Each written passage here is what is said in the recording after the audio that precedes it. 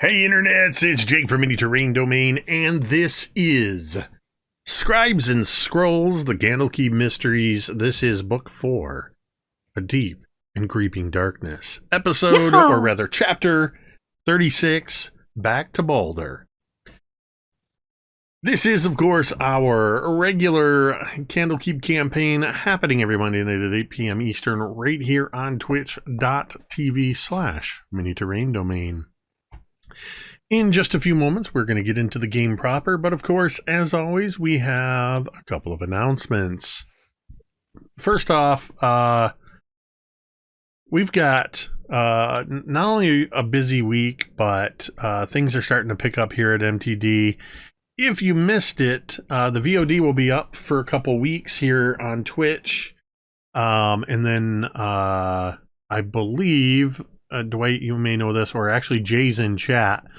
I believe the Star Wars Shadowport games are going up on YouTube. If they're not, they're just sitting there in the VODs for a few weeks.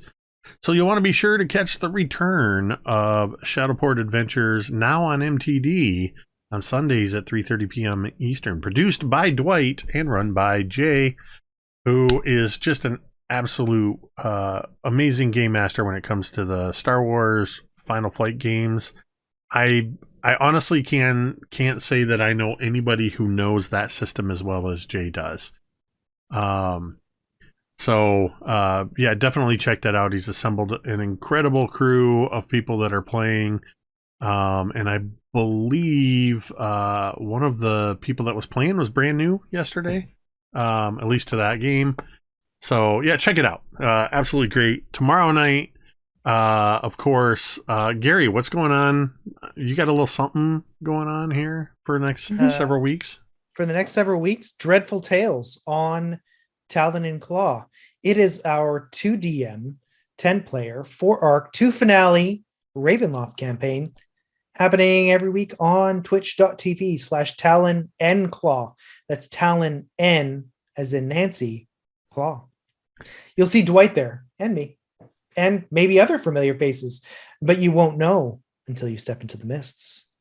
That is correct. Oh. This Wednesday, happening over on Big Bearded Nerd 21 on Twitch, is the final episode of Silent Sky, our Mythos Investigators game run by M from Dice on Ice RPG, where I'm fairly certain, Dwight dies in Dwight actually ends up having to kill somebody in every one of them, so I'm expecting that. And I think Cari dies in every one of them. I lived once. Okay. I think. We're all expecting to die. We're on the moon, Yeah. and I don't think it's going to end well. And then next month, in that time slot, moving to MTD on Wednesdays, that Wednesday of the first full week of the month, will be a brand new Mythos Investigators series, trilogy run by Cari. First time game master and keeper, running an original story, so we're excited about that. This Thursday is episode 6 of season 6 of The Dawnbringers, The Wild Beyond the Witchlight. We had an absolutely incredible session last week where the Dawnbringers, still in their childlike forms at the Witchlight Carnival, fought giant balloon animals. And it was absolutely incredible. And then this Friday, I will be over on Nerdarchy Live for another session of Untraditionally Arcane, a unique series where all of us players are playing as wizards, but not the traditional arcane classes. Hence the name Untraditionally Arcane, because something's gone wrong with all of the usual schools of magic.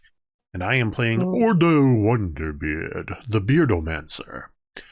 Which is, I think we're all using magic classes, magic schools that are from Nerdarchy's own publications.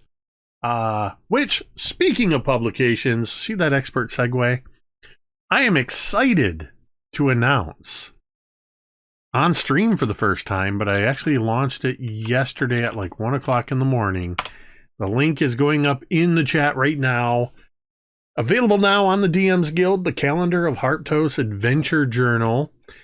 It's designed for quick and easy access. It is a form-fillable calendar that will allow you and your players to track important milestones, notable people and places, holidays and festivals, the lunar cycles, upcoming events, and more in a daily journal-style format. It has 4 pages of the entire year at a glance with lunar cycles in there, and then every month it's like a 400-page book that you can just click in a field and you can type in journal style what your players have done. And I'm actually using it to track this campaign. That's why I created it. It is currently number 34 on the top 100 most popular titles under $5. And if you go get yourself a copy right now, you can help push that up even further in the rankings. So yeah, be sure to check that out. Just a quick note. DM's Guild's a little wonky when it comes to the link on mobile. So you might want to double check that or just look for the Calendar of Harptos Adventure Journal in their search engine. But please do check that out.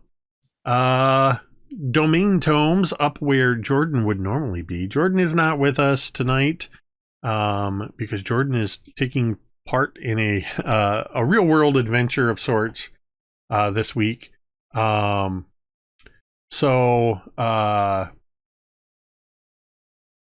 Anyway, if you look up above Jordan, you will see a place for Domain Tomes, which, yes, I need to make that adjustment real quick because there was another one that came in.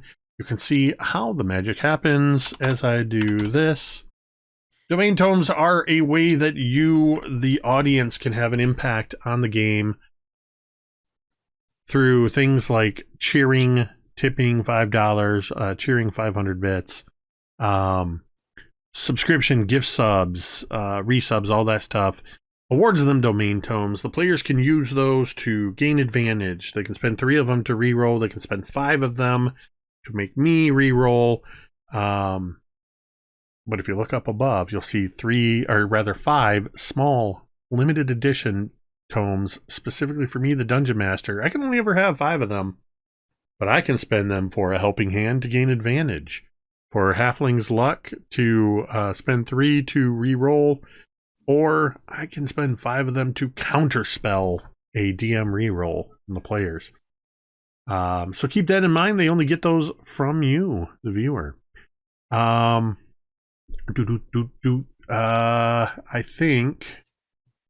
feel like I'm forgetting something, but I'm probably not. Oh wait, I know what I'm forgetting. To mention our wonderful channel sponsor, Talon and Claw. You can type !MTD Claw in the chat. Be sure to check out their Etsy shop, see all the cool dice accessories and gaming accessories they have in there. Use code MTD Claw at checkout to get 10% off of your order. The final thing,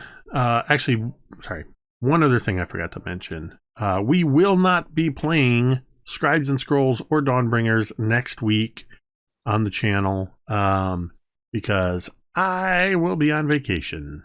So we will be on hiatus for those, but you can expect to see Shadowport Adventures. Oh, yes, actually, you are correct, Stefan. I mentioned that last week. I was supposed to up that because Stefan donated 10 gift subs right somewhere near the end of last session or in last week's game, and I completely missed it when it happened. So that is the wrong button. Here we go. That number should actually be plus 30.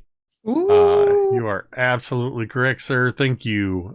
Of course, the players are all over it, privately messaging me, because some of them, they like to have Mostly extras Cari. there because they're going to use them. Or they've already used them. I think it's kind of a toss-up between Gary and Cari. Those two are in a fierce competition for just about everything with this game. So I wish there was a scoreboard. I wish there was a scoreboard. There's VODs available on. Oh, I'm gonna start tracking who That's true. uses the tomes. please do. Please do. All right. So there's that, and then of course the last thing that I wanted to mention before we start playing is, of course, you matter. Your presence on this earth makes a difference. We take time to pause and just remind you of that before every game, because it is so very important. For any number of reasons, it doesn't matter what. We all struggle. We all have things that are difficult, and we struggle. But you do not have to struggle alone. There are plenty of resources out there available to you for free, and maybe you don't know what those are. All you have to do is type !help in the chat. You can do that anytime. It'll also pop up across the bottom of the screen, and a website will pop up, findahelpline.com. It's a free resource. Type in your location wherever you are in the world, hit enter, and any number of text, phone, and what have you resources, websites will pop up for you to use. All right, with that, I think it's time to play some Dungeons and Dragons. In our most recent session, the characters had dealt with a sudden attack by a starving hill giant pursuing one of the Dendars, whom I almost said Gary, who Doc hired to bring supplies to the caldera. And they discovered that, one, there was a mysterious brain beast living inside this giant's head, which was quickly dispatched. And they also learned that the other Dendars, Jolly and Jesper, were hopefully still alive, but being held captive by another giant at an old windmill tower. They headed back there to investigate, finding the giant howling in pain.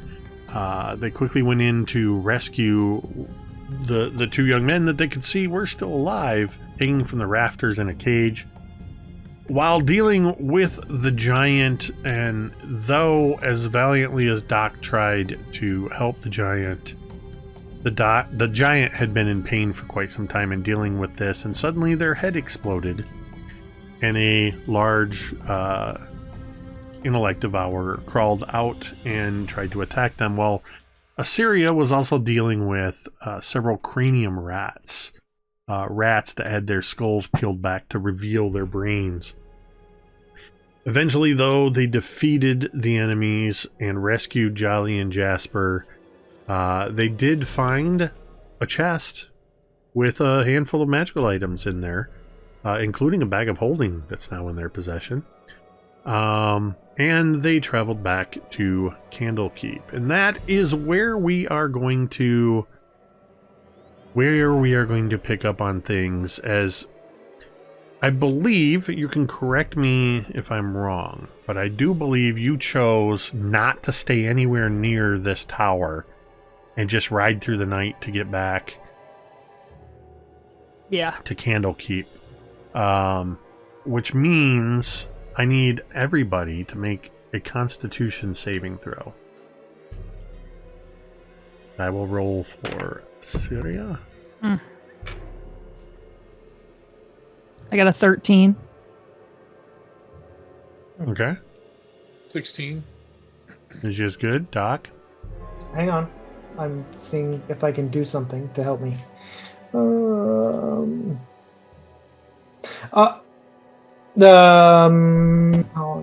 never mind. 14. Okay. 15. All right. The adrenaline of the day's activities, plus making sure that Jolly and Jasper have food and drink and are comfortable in the back of the wagon, keeps you all going, and you manage to ride all the way back to Candlekeep.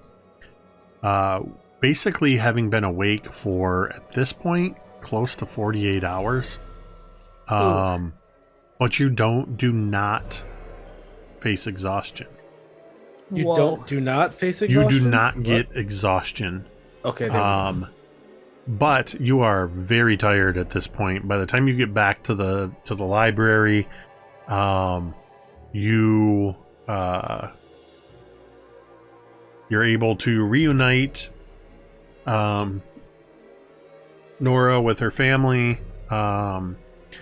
Is there anything in particular you would do once you arrive? How much time do we have? You know that Manistrad Copperlocks, when you left to pursue this goal, said to head to Baldur's Gate, meet her there. She was going to go on ahead, so she's got a good 2 days lead on you. She said to meet you in Baldur's Gate and to look for the Dreadnought at the docks. I would look around at everybody and I'd just be like, I mean, she's already waited a couple of days. I need sleep. Could we stand to what time of day is it right now?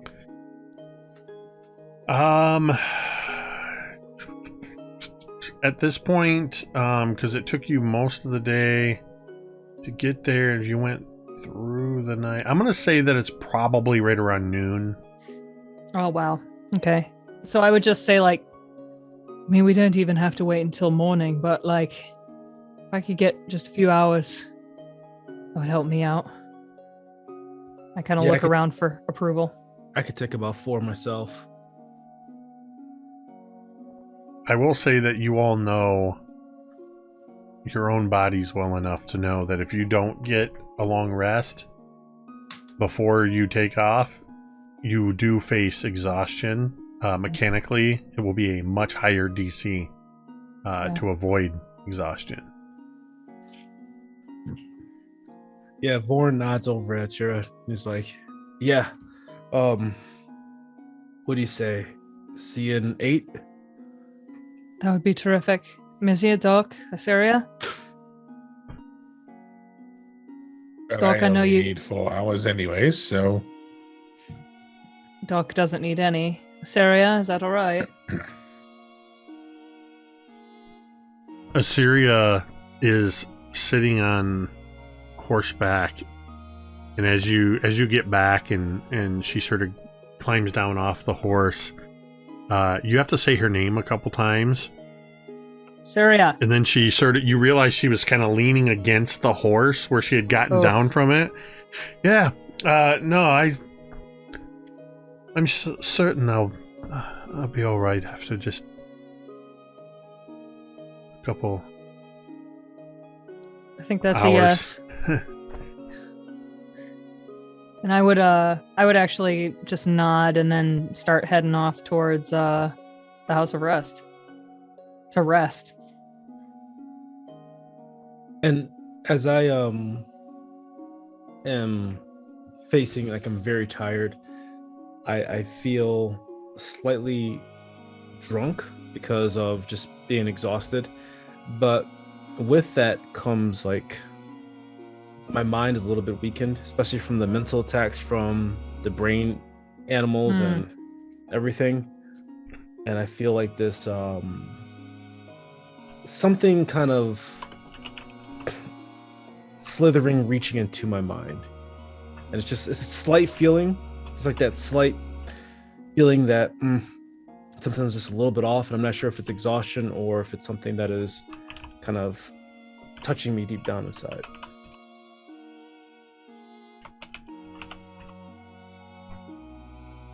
Make a insight check at disadvantage, Warren. Perfect. Find insight and disadvantage. And we did a 5. Good Lord. It's disadvantage. Okay. You feel these intrusions, but you really can't kind of put any sort of name to them. And every time they're very elusive as you try to focus on whatever these might be. You find your mind just wandering towards restlessness. Yeah. There are points in time as I wander up to the room of my place of rest where you ever have those moments where you're like, was I dreaming that? Or am I awake? Or I could have swore something was just in the room next, and like, things out of the corner of the eye, and you're not, you're that's how exhausted. And I just kind of shrug it off. I take off my armor. It smells like orc feet and high hell, like football. Like it smells like football shoulder pads for those of us who played high school football. And kind of just set it on the table, and there's like this heavy clunk. And I see the bathtub, and I'm like, I'm too tired for the bath, and just the world goes black. What about you, Mizya? As everybody else heads up to their rooms. I think I would be going back to the library, the stacks, and we'll spend some time studying again, picking up with the alchemy study that I was doing before we left. And then after a couple hours, I'll probably just set off and meditate for 4 hours or so, and then go back to study until the sun comes up and it's time to go. All right. And Doc. Doc is going to be sitting in the hearth, and he is going to find a chair, and he's going to turn it toward the wall, and he is going to sit there for a long time.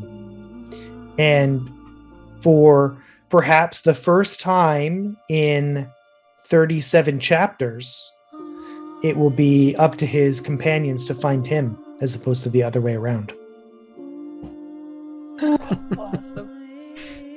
No, I'm going to sit here and wait. And Doc, you would be the one most privy to the fact that as soon as the others Jolly and Jasper are brought back, that a special room has been reserved for them, where they are being attended to by medical professionals who are tending to their wounds, as well as tending to their mental states as well. So okay, then well taken care of. Then before the wall stare, Doc would try and find them to talk to them, if that opportunity presented itself between treatments, and if it didn't, he'll just stare at the wall. I think you find yourself, I imagine you find yourself facing off against, not facing off, but standing face to face with one of the many master readers. They are sort of they're above avowed, but they're not in the limited number.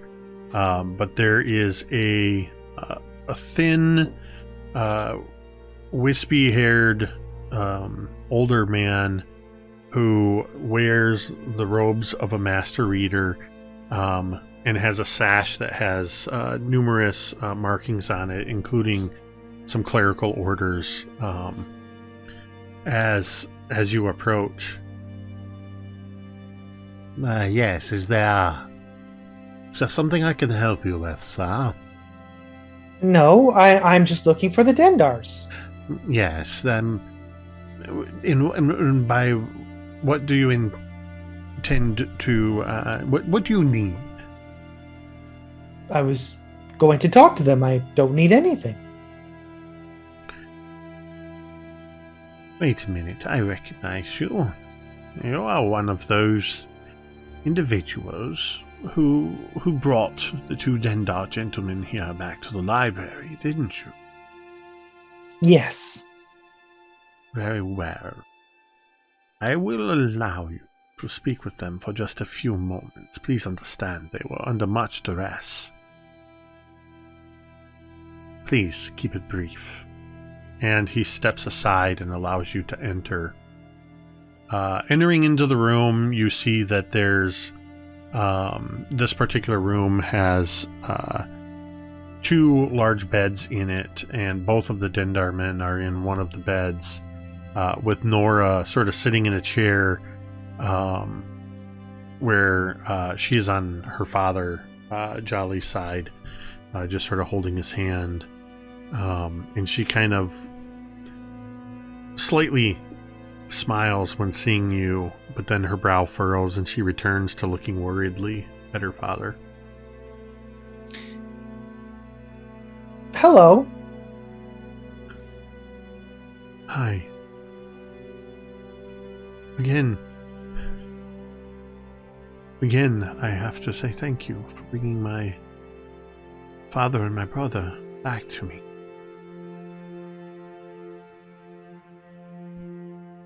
You're welcome. It wasn't actually that hard. I'm glad they're okay. Jasper's young still and should make a quick recovery, but I'm worried about the toll on father.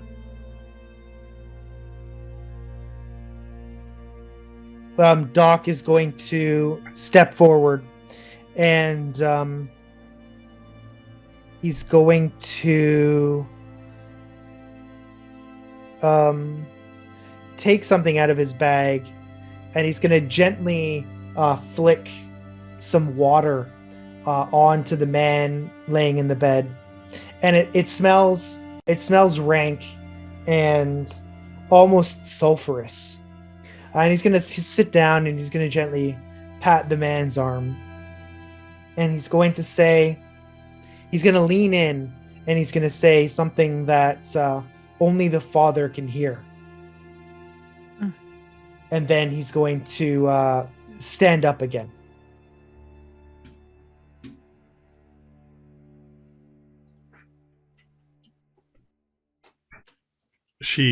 Nora looks at you with a bit of a puzzled expression, but she doesn't say anything. For the record, he cast Lesser Restoration. Okay.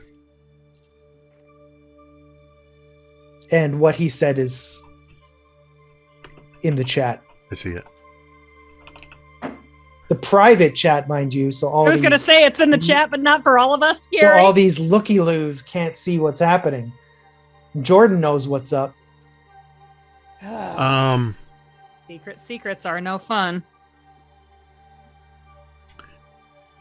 As you turn to leave,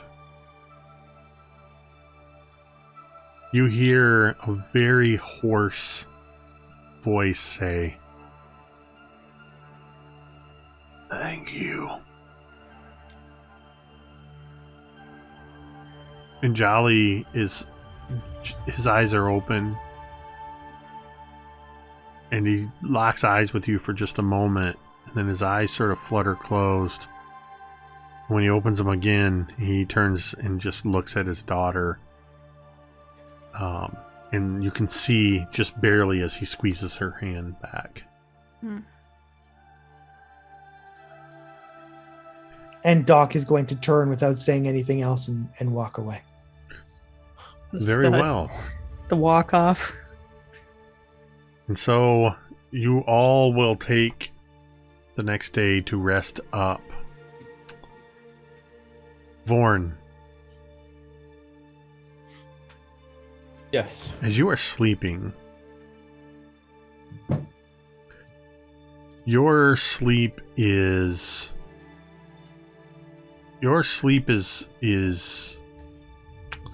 plagued by intermittent visions and fragments of dreams that they, on the surface, that doesn't seem like a coherent linear flow of dream. Some of it is memory. You see, and you're there again in that moment of the attack on the Bear Clan, and you see as your sister is wielding the blood axe, and you see as at her feet are the bodies of your mother and the chief of the Bear Clan. But in this dream, you also see at her feet the body of Ysurla, the werebear woman that you had a relationship with for many years.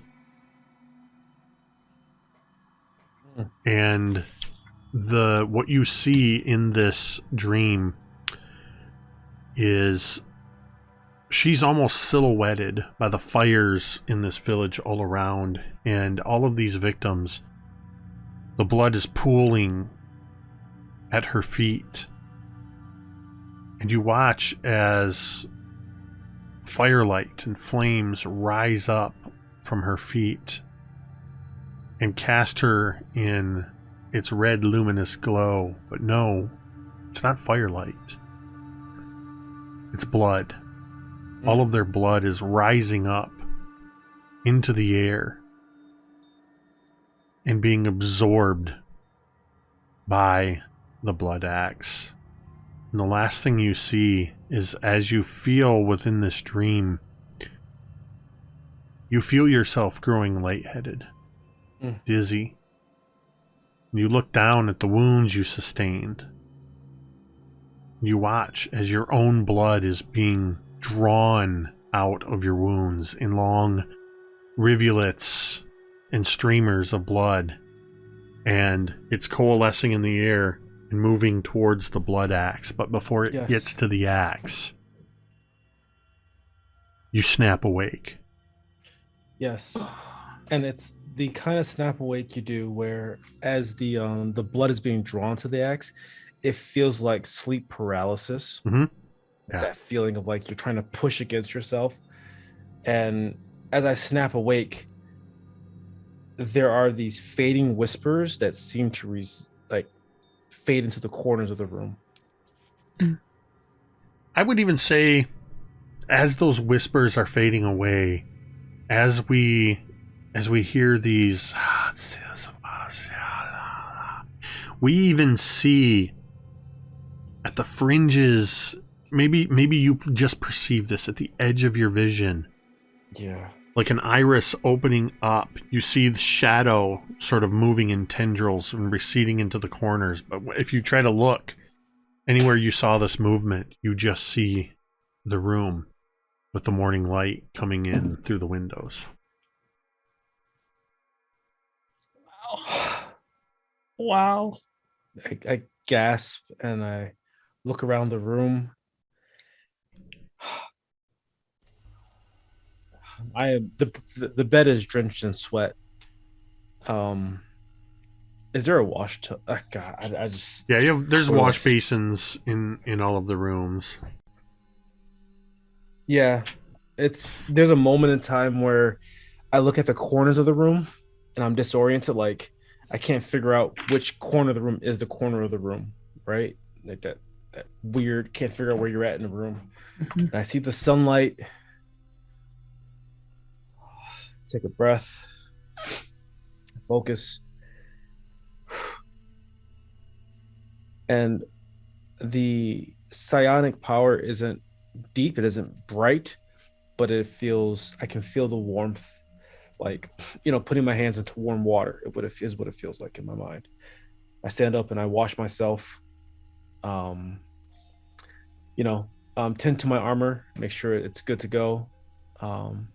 I do things that are normal to tether myself to reality. Look at my axes, look at my boots, look at the laces, look at my gauntlets. I show my teeth in the mirror is kind of warped. It's not an exact mirror, but tusk, mark of shame, and I touch it, and it feels a little extra tender, and more than what it typically feels. Make me a wisdom saving throw. Ooh. Somebody's going to be a grumpy gills today when we're on the road. That's a 17 on the die there. You are your acts of focusing on the mundanity of your daily rituals successfully keeps these shadows at bay and any for long enough that the way that dreams tend to drift into the subconscious and we forget them, you pointedly don't think about them enough that you do genuinely forget your dream. Yeah. And real quick, I look at the Elven book of martial arts I have. I see that most of it's in Elven, but I look at the pictures. That's awesome. And that's how I'm going to try to learn how to train with just the pictures, but not the Elven language. Okay, that's it. Vorn has no idea, though, that the first few diagrams he's looking at are the examples of what not to do. He's like, I see. Brilliant. So handstand and balancing rocks. Okay. Perfect. Yeah, there's an Elven word there that you're not quite familiar with. It's Dagobah. Yeah, it looks like nothing I've ever seen. You two are nerds. My favorite kind of person. Dwight's over there smiling in Star Wars, too. Why you can't have two GMs in the same game? There you go. There you go. Too many chefs, man. Right. Before we would head out for the day, before Teera would leave her room, she would dig into her pack and just she would make sure that rattly apothecary case is still there, and just to kind of just double check, and then presuming it is, she would just kind of cinch her bag up and sling it over her shoulder and head down. She would honestly want to stop in the hearth for breakfast beer. Yep. Do that easily enough. As you head down, you would find the hearth in its usual relative quiet, although now it's probably a little more quiet than usual because you took an extra day's rest, so it is now the 21st of Myrtle, so it's the equivalent of a Monday. It's first day of the third third week of the month, so it's pretty quiet in there, and you see the bartender. Is it Harlow? It is Harlow. Sick. Awesome. And you see Doc sitting in a chair, staring at the wall. I just kind of look over and I see him staring at the wall, and I kind of think about saying something to him, but I'm still kind of tired, and I just sort of be like, and I go over to the bar and "Oi, Harlow, good morning." Right, you're awful cheerful for morning. Yeah. I'm trying to talk myself into it. You know how it is. Ain't too early for an ale, is it? It's never too early for an ale. Damn right it's not. That's why we get along, Harlow. And I nod over at Doc, and I'm like, has he been sitting there all night? he was here when I came in the morning. He pulls a mug of ale for you, and then he sets 2 shot glasses on the table and pours some liquor into them. And he said, I'm also talking myself into it. And just sort of holds it up to you and throws it back. Oh, wow. That's phenomenal. Thank you, Harlow. I'm not going to ask what that was. That's probably for the best. Yeah. Woo! I'll put hair on your chest. And I just kind of just make small talk with Harlow, and I have my bag sitting next to me, and eventually be like, "Oi, Doc, you ready to get on the road?" Doc doesn't react. It's almost as though he's not listening.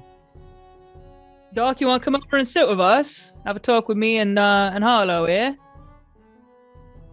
He's gonna shake himself out of his reverie and say, "No." And a month ago, Teera would have kind of made fun of him, but then that just sort of makes her sad. Like, normally he is, at least if Doc's in the mood for anything, it's talking. He's not. And I just sort of like kind of shrug and I keep talking to Harlow, and when it's time eventually, when my drink is done, I would walk over to Doc and be like, "Well, it's about time to get on the road. Meet old Malistrad to get on the ship. Are you ready to go?" Okay. Doc will stand up and he'll walk toward the door. "Doc, wait." And I would kind of like catch up with him and put my hand on his shoulder, maybe even, which Teera doesn't have to reach up to put her hands on many shoulders, but this is one. And she would be like, "Doc, you're all right?" I'm more or less undamaged, yes. Well, that's not what I meant. You seem sad, Doc. Do you know what sad is?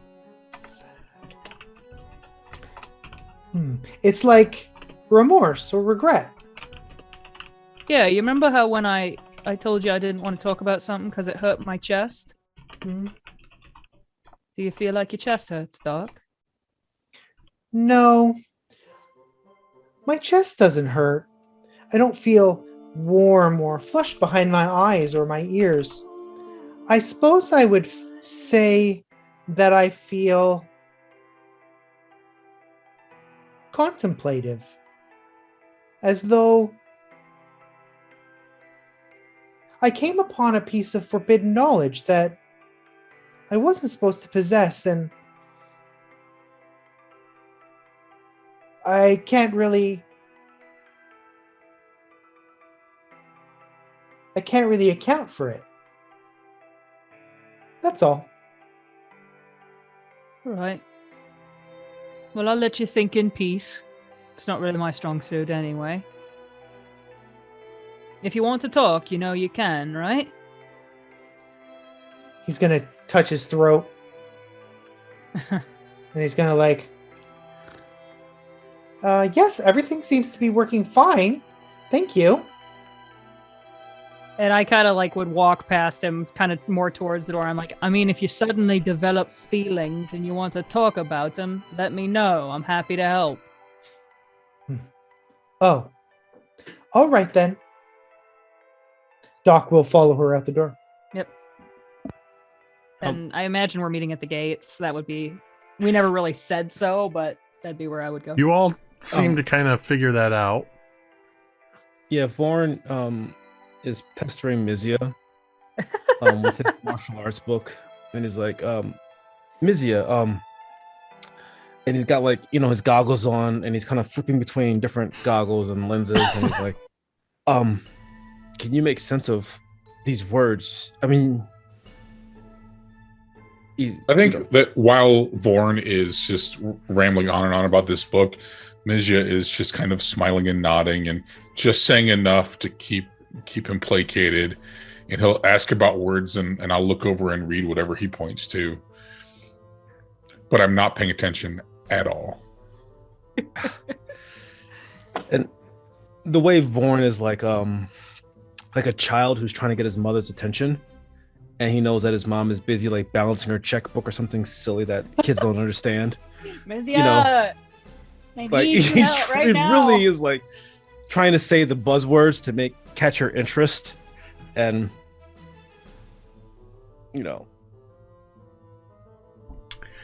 yeah, and that can just play out back and forth until we all meet up at the gate. And as Doc and Teera show up, Assyria and Soren are already ready. Assyria had gone in and gotten the horses ready. So the wagon, all 4 horses, the one hitched to the wagon, and the other 3 horses are all ready. And you all are ready to hit the road. And Awesome. low key, Vorn did take a bath with he had a small vial of rosemary oil Nice. and lavender, Wow.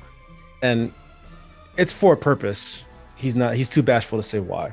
But, it's within the bath, Yep. Ricky, And what it- happens in the tub stays in the tub, buddy. You don't have to explain. Well, so I bought a little small valve, and it said little canister, and it said Brut or Brute on it or something. to Oh that my effect. I'm not sure. god. What? I can't really, I'm not sure. Anyways. Aftershave. Oh my god. Phenomenal. I bought it for 3 copper or something silly like that. I'll put it on my sheet. Mm-hmm. Yep, from the Brut salesman.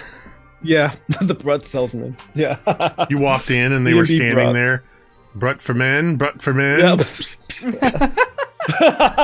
Ironically, there was somebody with the exact same stuff. So, Brut for women, Brut for women, Just spraying random customers. I'm Brut gonna for work, so I halflings. D&D Wow. Brut. This is the first, right? D&D first.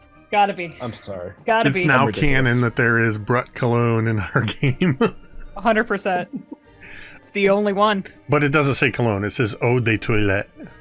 Oh, they tell it. Yeah. So you are all going to travel to Baldur's Gate. This is a journey you have already made before. Mm-hmm. And the region that you are going to be traveling is a pretty well-traveled, relatively speaking, a well-traveled road. So keeping to standard travel with your horses and your wagon and everything, we're going to say that you are able to travel the 4 days to Baldur's Gate without incident. It is the 25th of Myrtle now, right? It is, you left on the 21st. You would, I'll tell you what, you can choose to either push on the night of the 24th and arrive in Baldur's Gate late on the 24th, which could make it difficult to find lodging and everything, or you could wait until the morning of the 25th to head in, to make that final few hours in. Mizya is really sick of being in this wagon towards the end of the 24th. Yeah. Oh, especially with my intermittent riding up and catching up with Mizya and be like, this word right here, does this mean balance or does it mean silence? Means there is balance in the silence of the wise. Oh. I look at Doc. I would be. Vorn I'd is be, blown away. Vorn is life I'm good has with changed. pushing through. We can accommodate Mizya. No, Mizya wants to stop. Oh, I'm Mizya sick wants of to. sitting Oh, here. oh, I'm then. tired of this cart. I would like to make camp. Oh, okay. All right, Mizya, The whatever you seat's say. so hard. Oh, Given the time of day and the amount of travel you've done,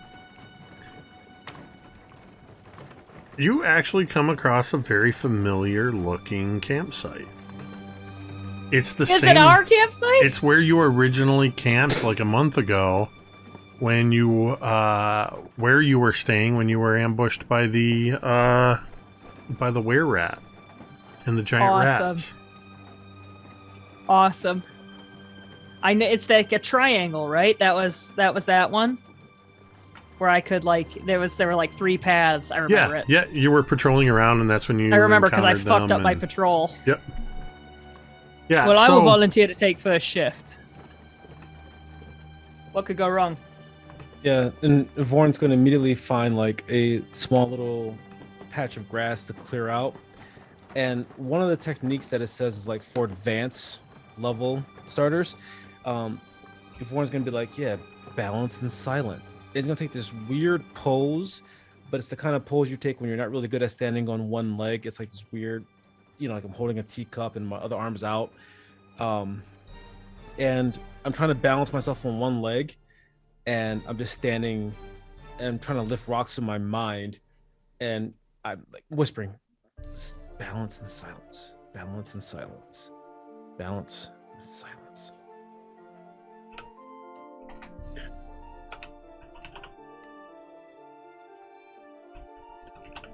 So, unless anybody has anything they specifically want to talk about or any special preparations,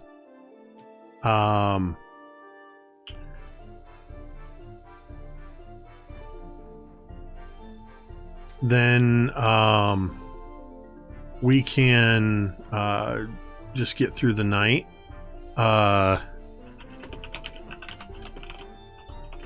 Perfect.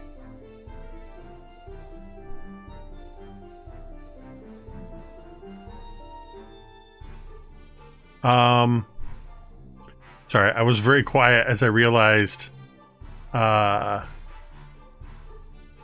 was waiting for somebody to respond to a private message. Oh. And how awkward it was. Did you all hear that? Yeah, That sounded like a plane just buzzed my house. could be. That was very weird. Are you in the Ukraine? Oof. bummer. Far from I'm it. having Red Dawn flashbacks here. Don't like it. Okay. So Avenge me! it is now the morning of the 25th of Myrtle. And you are all packed up and you are heading into you're heading into Baldur's Gate, along the familiar road coming in from the eastern side, and you know that this road is actually going to take you before it takes you in anywhere near the whole harbor part of Baldur's Gate, because it sits right on the coast, kind of cuts up into, so Baldur's Gate sort of sits around this harbor on the river, which outlets into the ocean proper. But you know that this is going to take you really close to it's taking you through very familiar parts of town, and it's actually going to take you pretty close to the Wide, which is where the Mug Club is, since one of you mentioned that. Yes, it'll actually take you very close to the Wide, where you ran into the Mug Club. Sick. Or you have your Sick. mugs. I brought my mug. And the what do you call it? The Amberdune bookstore was there. All that stuff is, or booksellers, I should say. It was a tent. So you can choose to go to the Wide if you wish, or you can continue on down to the harbor. I would like to go to the Wide. A quick, we don't need to do a whole RP about it, but just a quick Quick D&D. soiree through the Wide. D&D apple fritters. Oh my god, fairy cakes. Just punch it in real quick and I'll be good. I'll have a bag, I'll have a sack. I could show up with a sack early in front of everyone, so we don't have to, Yeah. You bring your own bag to Meyer. Like, Yeah. got it. So Yeah, a sack of fritters, and I'm kind of eating on one, and I'm like, oh god, I've missed these so much. I didn't realize how much I like these. I would kind of be sticking with Vorn for a little while to enjoy one fey cake. And then I would actually tell Vorn, I'd be like, I'm gonna go real quick and do one round through another part to the Wide, and I'll meet you at Heath's Hot and Colds. How about that? Sounds good. Hey, have you been doing like more push-ups? Is your, I've been your doing- triceps I've been doing my push-ups. I've been doing some dips. looking good? Thank you, Vorn. Yeah. That's very nice. And then I just kind of like, you see Teera walk away with just, you can't tell for sure, but maybe there's a little spring in her step. Yeah. Every girl likes a compliment. Yeah, and and- Vorn kind of like blows his breath in his mouth, and he's like, yeah, he's chewed up mint leaves all morning, you know, and there's like a couple of mint leaves on his tusk, and he's like, Yeah. "Oh no, mint leaf on my tusk!" Gross. All right, carry on. Yeah. And I would want to swing by Amberdoon Books. Okay.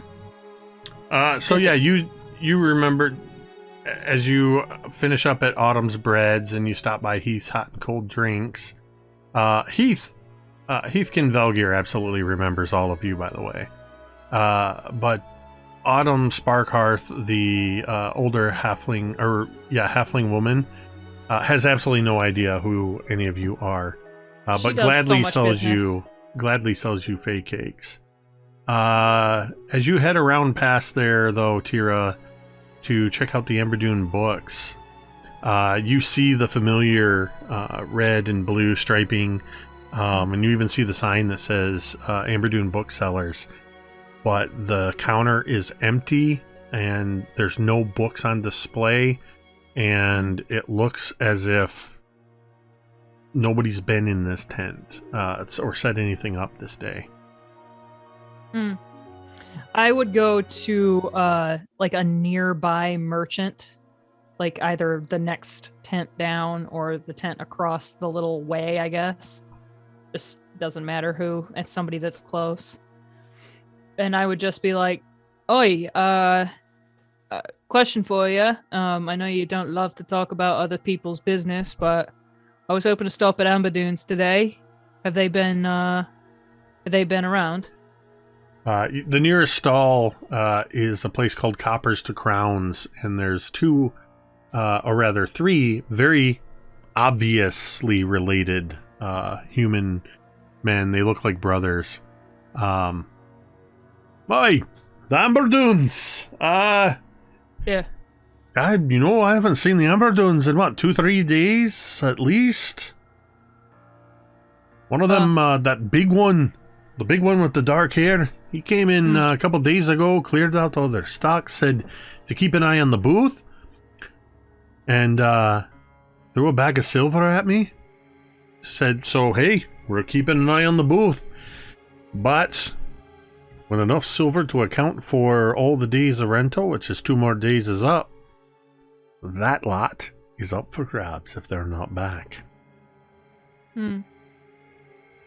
So presumably they were planning on coming back if they only gave you a finite amount of silver, I got the assumption that was what they were going to do. I mean, he threw a whole bunch of silver at me and said to keep an eye on the place. Then I haven't seen them.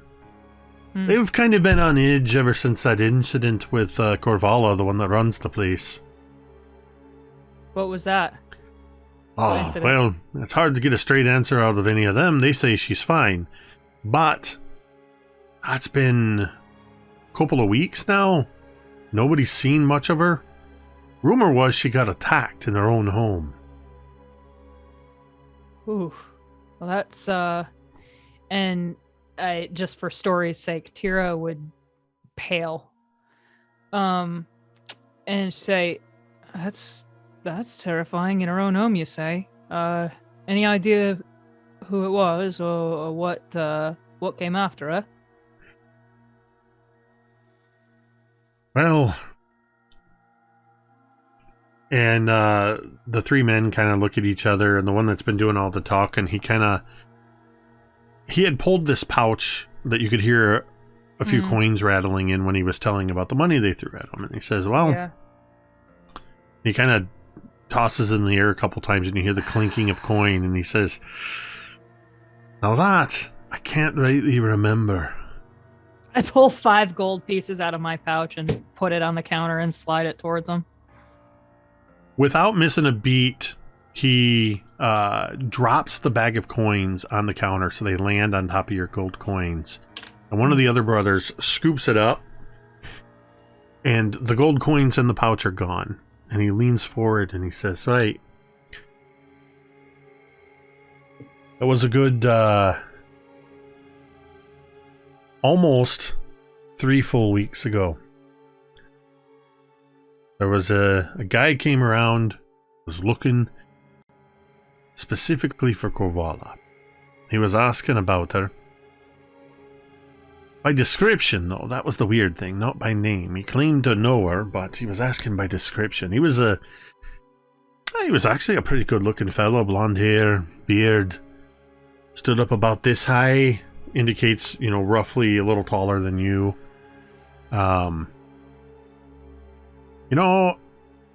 It's been pretty warm here in the spring, especially with all the people around in the wide, but he stood out walking around with these garish wolf pelts across his back. And he got to talking in with a couple of the Emberdoons there, and they disappeared back into the Blackgate area where they all have a house. And I'm not saying this guy's the one that attacked her, but I'm saying when the rumors started, that man was nowhere to be seen. All right. And he kind of looks at you and he says, it was about 2 days after you and your friends were here last time. And for a second, Teera is just like speechless. And then she kind of like shakes her head and is like, well, thanks for the help. How much does it cost to rent a stall here? You said they got 2 days left. How much does it cost to rent for a day? They kind of look at each other. It's 2 gold. A day. Teera would pull out 10 gold and give it to him. Like, give him another 5 days. Yeah? Yeah, absolutely. With this, might even be able to double that to 10 days. I want to insight check him. I want to make sure he's not just going to pocket this himself. Yeah, go ahead. That is going to be dirty 20. You get the sense that from your experience here before and just talking to these guys, there seems to be this sort of booth loyalty, keeping an eye on, everybody keeps an eye on their stuff. Okay. But that he was probably lying to you about the booth rental fee or lot rental fee. Okay. Less so than he was about, hey, I'm just going to cheat her and pocket this. It's more like, I'm going to tell her it costs more so I can make some money inside. That's okay. I am rich enough that I can let him lie to me a little bit. Okay. So I'm just like, well, and at this point, Teera's not super concerned about it because now she has other shit on her mind. And she just says, well, thanks for the help. If any of them come around, tell them that Teera the Sun-Maned came looking. They'll know who I am. Teera the Sun-Maned, with a name like that, I'm sure they will. Thanks again. And I kind of walk away and I want to go, I actually want to kind of like, I want to duck around a corner, kind of somewhere where it seems like it's private, maybe like right between 2 tents or something. And I want to pull out that apothecary case. Okay. And specifically, kind of like almost hoping she's wrong. She pulls one of the vials out with the red in it. And she wants to read the label. Just to, almost hoping she misread. But kind of, it's getting tight and like making sure that she didn't misread.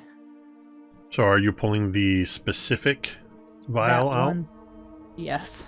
Yeah, so as you open this up and you look inside and you see these 8 vials that are in here, 5 of which are empty, you kind of flip to the 3 that have blood in them and you pull out the specific one you're looking at.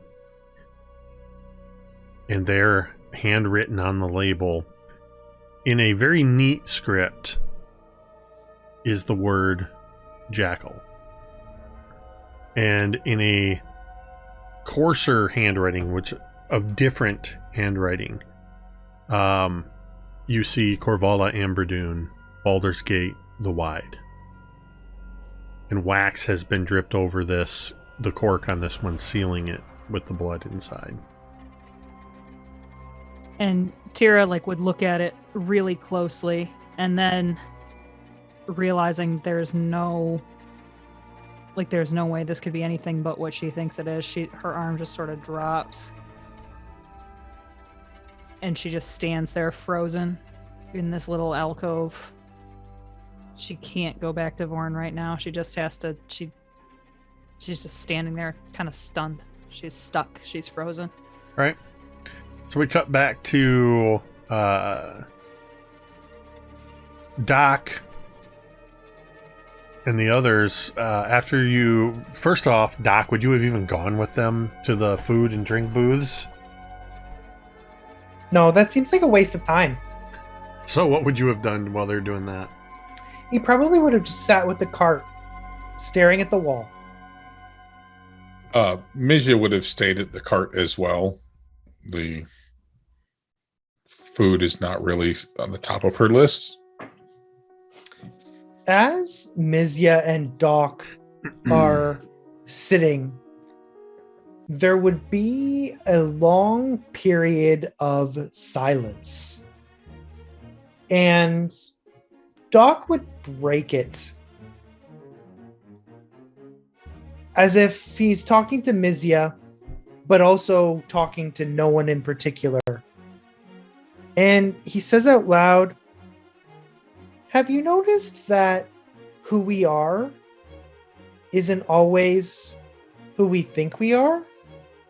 Or who we are isn't who we think we should be?" Doctor, are you turning into a philosopher? No. No, not at all. I'm just finding it more difficult than I used to be me. That's all. I think that's quite a normal evolution of one's personality. I look back over the centuries and I can say that I have been several me's over the years. It's nothing that I would worry about. Unless, of course, the you that you are becoming is a you that you do not like. It's surely a me that I wouldn't recognize. I don't think.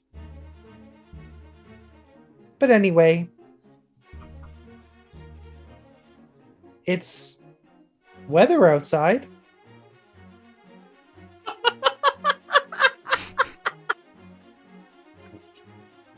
Well, it doesn't feel hot, that's for one. So, chalk one up for the good guys. That's us, right? Oh, goodness, I hope not.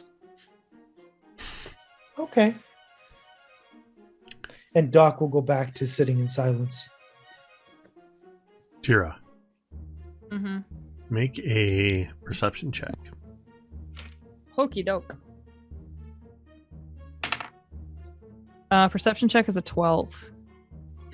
As you were standing there between these tents and you sort of close up this apothecary case after confirming your suspicion and you put it back in your pack and you're just sort of standing there composing yourself.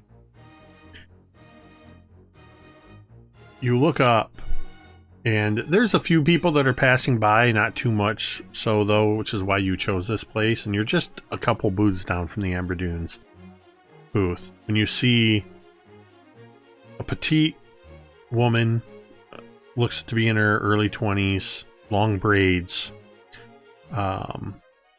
almost copper colored skin, sort of stop, and she looks around and then continues walking, and you recognize Marliza, one of the Amber Dune pack. I want to follow her. Okay. Kind of like, I don't want to run because I don't want to startle her, but I'd be like, "Oi!" You're going to call out to her? Yeah, I mean, as I'm close enough, I don't want to like yell. So like, I want to get close enough that I have to raise my voice a little bit, but like not yelling across the whole freaking square.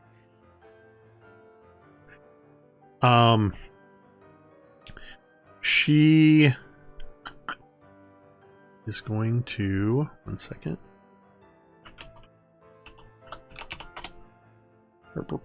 I can't type.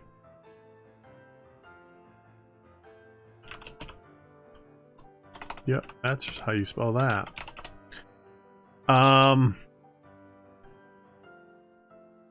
Let's see.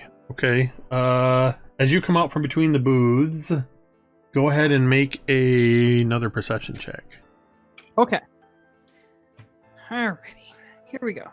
Actually, I'd say investigation check. If it's whichever one you want, because I will choose perception Okay. because that is a nat 20 for a total of 24. yeah, as soon as you come out, you clock her and lock in on her with that. She does not seem to notice you, and it takes you a little bit. You see she's making her way towards the opposite side of the wide where the carts and the others are, but in the direction of the Black Gate where the Amberdune hideout is. And you call out to her. Oi, Maliza. When you say her name, that's when her step sort of falters. She spins and she turns, putting one hand down on her hip where you see her hand rest on the hilt of a dagger, and you see this sort of feral look cross her features, almost like a ripple for just a moment. Yeah. And then she sees you. Hey. It's you. Hey. Yeah. What are you doing here? And her hand has not left her dagger, and that's where we're going to take our break. Oh, We're actually okay. we're just a little past where we normally take our break, so Perfect. we're going to go ahead and take our break. We'll come back and see what happens with Teera off all by herself in the wide. I don't like the way you said that. We're all close. I know, that's why I said that. You're about as close as somebody's waiting for you at the front of Walmart and you're all the way back in electronics. Okay. I feel fine. All right. Well, we're going to go ahead and take about a 10-minute break and we'll be back to continue this session. In the meantime, if you look over in the chat, there is a link now to the brand new Calendar of Harptos Adventure Journal. You can click on that link, head over to DM's Guild, and pick up a copy for yourself or add it to your wish list. We'll see you in just a few moments. Back at the wagon, I need Doc, Mizya, and Vorn. Need you all to make perception checks. I'm great at these. This is going to go great. I'm gonna It roll might. mine with I'm gonna do a advantage because we got 30 of these things. All right.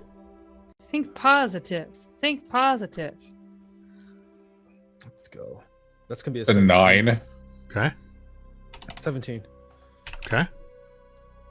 0. Oh my Stop. god. Wow. Stop. I need to grab a serious sheet real quick. I had it when I had the switch to check something. Let's see. Assyria. Perception. I am rolling with disadvantage for Assyria because Assyria is watching the wide, looking for you, Teera, specifically. Okay. Oh, I'm just what about Soren? I haven't rolled for Soren yet. Haha. He's got- So Assyria got a natural 1. Ooh. Soren. Ricky's really good at was gonna advocating say- for the members that are not I was here. going to say Ricky's always good about what's so and so doing if they're not here. Thank you, Let's see. Ricky. Perception for MVP. Soren is Oh, it's- It's like the Ricky. dog- Roll a d20. D20. Ooh. Can I roll with advantage because the dog has? I'm sorry, the wolf or whatever it is. The pupper. Pupper has. I'm actually yes because mechanically it would have advantage. He would have advantage.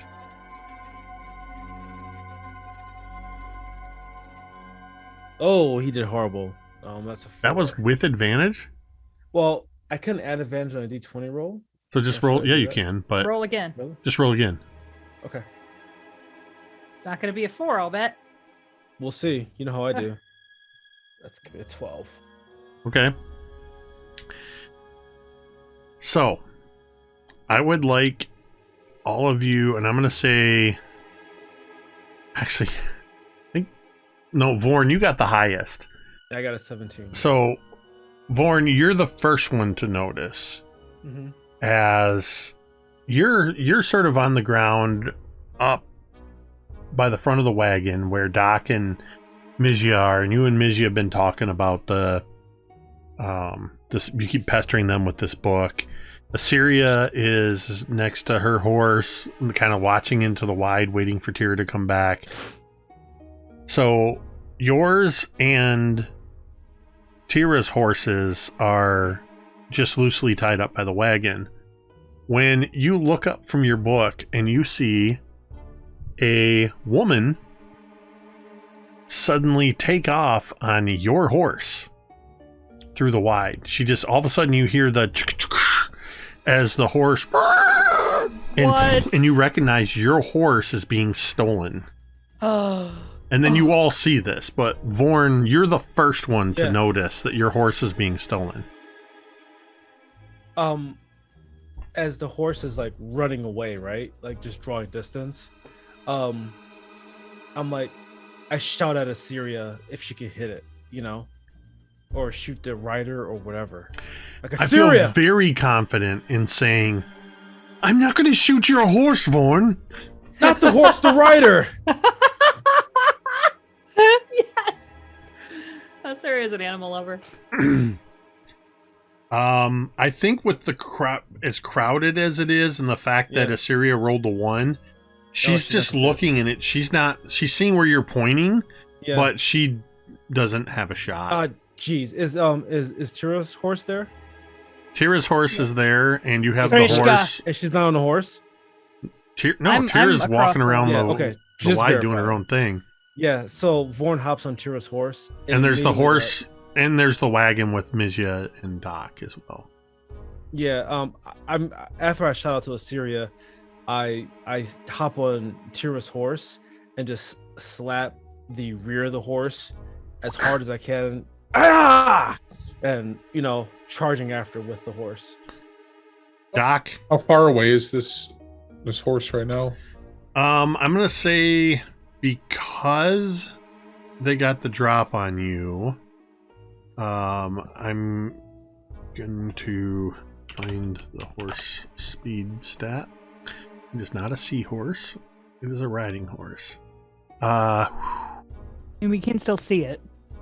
You can see her moving through because the way the wide is and the way these roads, they're pretty congested. She's not, I'm going to say she can't dash. So she's at 60 feet away on this horse at this point. I reach out my hand and I manifest my quill and I cast grease at the feet of this horse. Ooh. Okay. I have 60-foot range, so Whoa. Okay. I believe that's a Mizya. dex save. yep. Each creature standing in the area must succeed on a dex saving throw. DC 14. So I think that's going to be a combination. She's going to have to make an animal handling check, which is wisdom. She's got a nat 20 on her animal handling check. Oh, You can Ooh. roll that. So you see, you're going to spend yeah, a 3. all day. Okay. No, it's a 5. Oh yeah, sorry. Yes, thank you. Forcing It is. you to reroll is a 5. Let me Is put that that's back what we up did, there. right? Yeah, you're I think that's forcing that's the me to plan. re-roll. Are so you good, going that's to fine. use DM tomes to counterspell Don't it? ask him that. Not for an animal handling check. To save those for death saving He's gonna wait throws. till it's big and one of us is dying. Exactly. Uh-huh. Okay, so I'm re-rolling. This one also has a 2 in it. But that's all it has, Just is a 2. I was gonna. Nice. So, yeah, that's bad enough that you watch as the horse she's trying to turn, and the horse's feet, just inertia takes over, and you watch as this poor horse its feet goes out from under it, and this woman hits the ground, and she tumbles into a roll, and you watch, Mizya. You see her kind of suddenly poke her head up and look right at you. She flips you off, and she is going to try to get the horse up. Who is this bitch? At this point, we're going to roll initiative for anybody that is going to engage in pursuit with this woman and horse. And that's what I was going to ask. Like, how close am I? Because I popped on the horse and chased after her. Let's see where you fall in the initiative. So let's go ahead and roll initiative. So that would be Doc, Mizya, Assyria. Everybody but me. Yeah, everybody but Teera. It's fine. Don't shake your head at Come me, Gary. on. I got to re-roll that nat 1. How dare you? You're not my dad. That's Aren't I? 3 to You're reroll. not my real dad. So Assyria is going to roll 15 on initiative. Actually, you know what? Did you already take the 3 off, or can I? I can put them back. Yeah, put them back. I'm not gonna burn down tomes on re-rolls on. Okay. Initiative. Silly. Mizya, Doc. 14. Doc got a 5. And Vorn, what'd you get? A nat 1. Okay. So at this point, Assyria is able to kind of get her realize what's going on, and Assyria takes off on horseback through the crowd, heading towards this woman, and she's going to get to her just as the woman is getting up onto the horse. Now, Grease is just there, and it persists for 1 minute. It covers a 10-foot square. All right. She's gonna have to make a dex check to keep her feet about her. So she keeps her feet about her.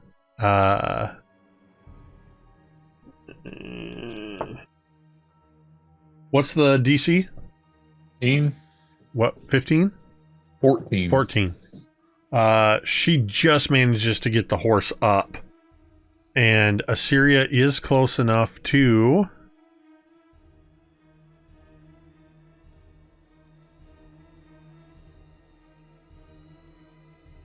Yeller. I'm just kidding. Don't do that. Unless you have to. Then by all well, I'm means. just trying to think. I don't know if she would do that. I think she is going to...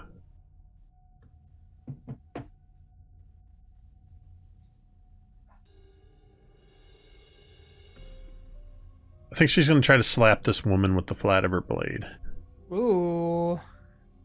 She's close enough to do that. So,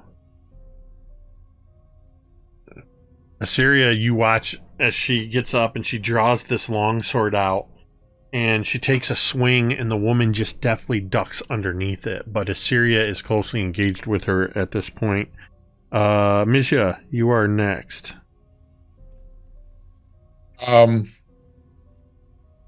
You're still 60 feet away. She hasn't had a chance to take off yet. Right. And so there's a crowd between us and her at this point, you're right? in the Okay. wide. I'm just going to stand up in the cart, and again, I'm going to hold my my quill out in front of me, and I'm going to cast web in the same spot. Okay. It's going to coat the floor, and basically create a 20-foot cube Ooh. right where everybody's standing. Okay. And they'll have to make a deck save or become restrained. All right. Well, that you said that's a DC 14, correct? Correct. Yep. Heh. And that's when they start a turn. Yep. Yep. Okay. So, you know what? I gotta, before we go any further, I gotta see where she is in the initiative because I forgot to roll for her.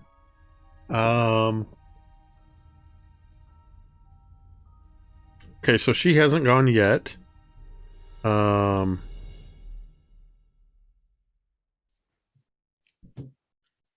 So I will tell you that you can see it looks like the horse is getting tangled up in the web. And Assyria and her horse are going to have to make checks.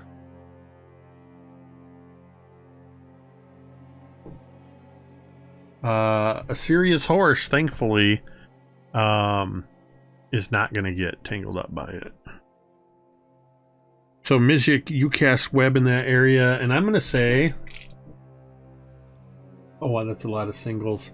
Roll me a D4. No, make it a D6.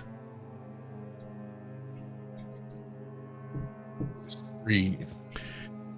3 innocent passersby are also caught in your web. No! Uh, You guys are making a ruckus. So now, this mysterious woman is attempting to take off. The horse, her horse, or rather, Teera's horse, or Vorn's horse, sorry, is firmly stuck in the web. The woman is going to stand up on the saddle and leap over.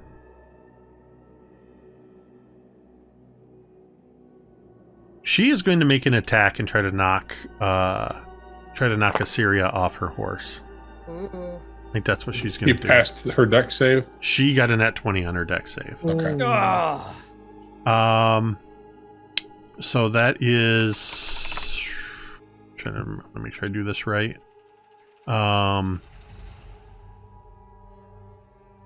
That is okay, so that's athletics for her. Somebody roll a d20 for Assyria, and I'll tell you what to add in a moment. I will. Okay. So this mysterious woman has a 22. What'd you roll for Assyria? Rolled an 8.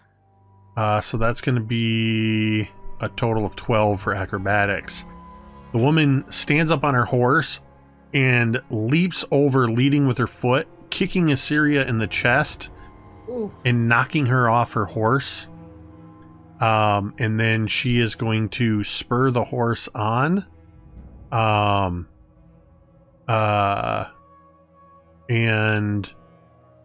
they are going to take off, taking us to Doc. It is your turn. Doc is going to stay with the cart. Okay. I just wanted to be a part of it. I didn't want to be left out. That's all. Okay. Vorn, you're up. Vorn is slapping the horse's backside as hard as he can, and it kind of leaps over Assyria as she's like knocked over her horse. Is the person in sight? Yep. So, Okay. one of the things I forgot to mention, because this is essentially a chase, Yeah. it's a little bit different than normal movement. Mm-hmm. What is your con modifier? Con? Yeah. Constitution? Yep. +5. Wow. Okay. So you can dash Mm-hmm. as part of your movement without Okay. it taking up your action, because it's a combination of being on the horse and using your constitution. You're basically in chase mode. So you can do dash up to 5 times. Yes. Vorn is going to dash to be parallel with the horse as she's running next to it. So 2 cars but 2 horses parallel next to each other. Is that able to be done? I'm gonna say because of that high con mod, you're able to push the horse, and because she got caught up in the web and knocking Ciri off and all that, yeah, you absolutely catch up just as she's kind of getting the horse's feet underneath it to take off. Can I do one action now? Yeah. I leap off the horse and tackle her. Wow. Okay, I need you to make an athletics check, and she's going to oppose with her Roll with advantage, Ricky. acrobatics. Yeah, I'm gonna roll an advantage. I wonder if I Okay. can use my Whoops, sound that is the power. wrong one. Put that one back. Right now. Actually, hold on. Slow Just down. all kinds of Sorry. magic happening up in the corner. Shoo, shoo, shoo, shoo, shoo, shoo. Ricky's doing something fancy. Yeah, I'm trying to be really special right now. Okay. He is Can I thinking. roll acrobatics dexterity? Or what do you need? On a to do? shove, you have to use your athletics. Hmm. Unless, I'm looking. hold on.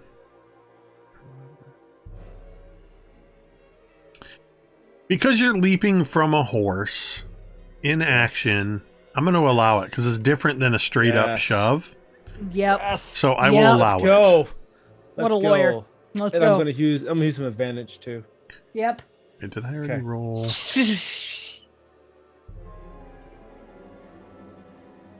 And boom, let's go. See how we do it. Yes. Oh, come on. 14. You leap off.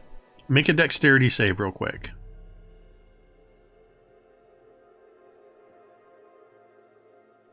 Um, 18. You fail to knock her off, but you are now on the back of the horse with her. Oh my Yes. God. Oh, that's great. That's great. Do I get another turn because I'm level 5 or what? Or was that it?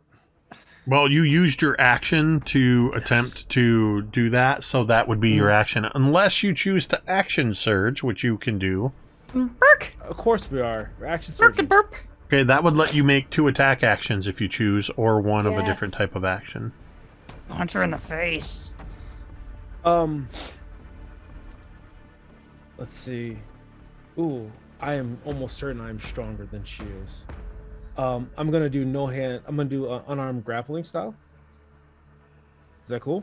Okay. And we're going to arm around. So my left arm shoots her across her underneath her chin, around underneath her neck, and then my other arm comes up around her head.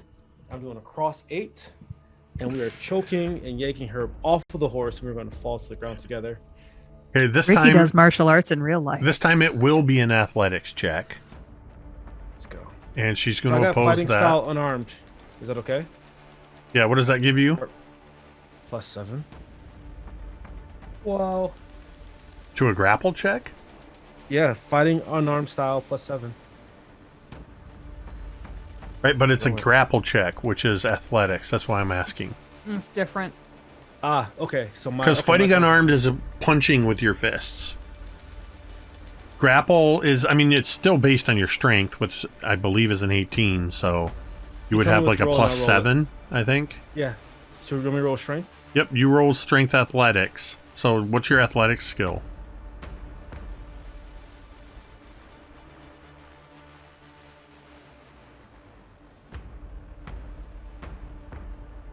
So my strength skill is +7.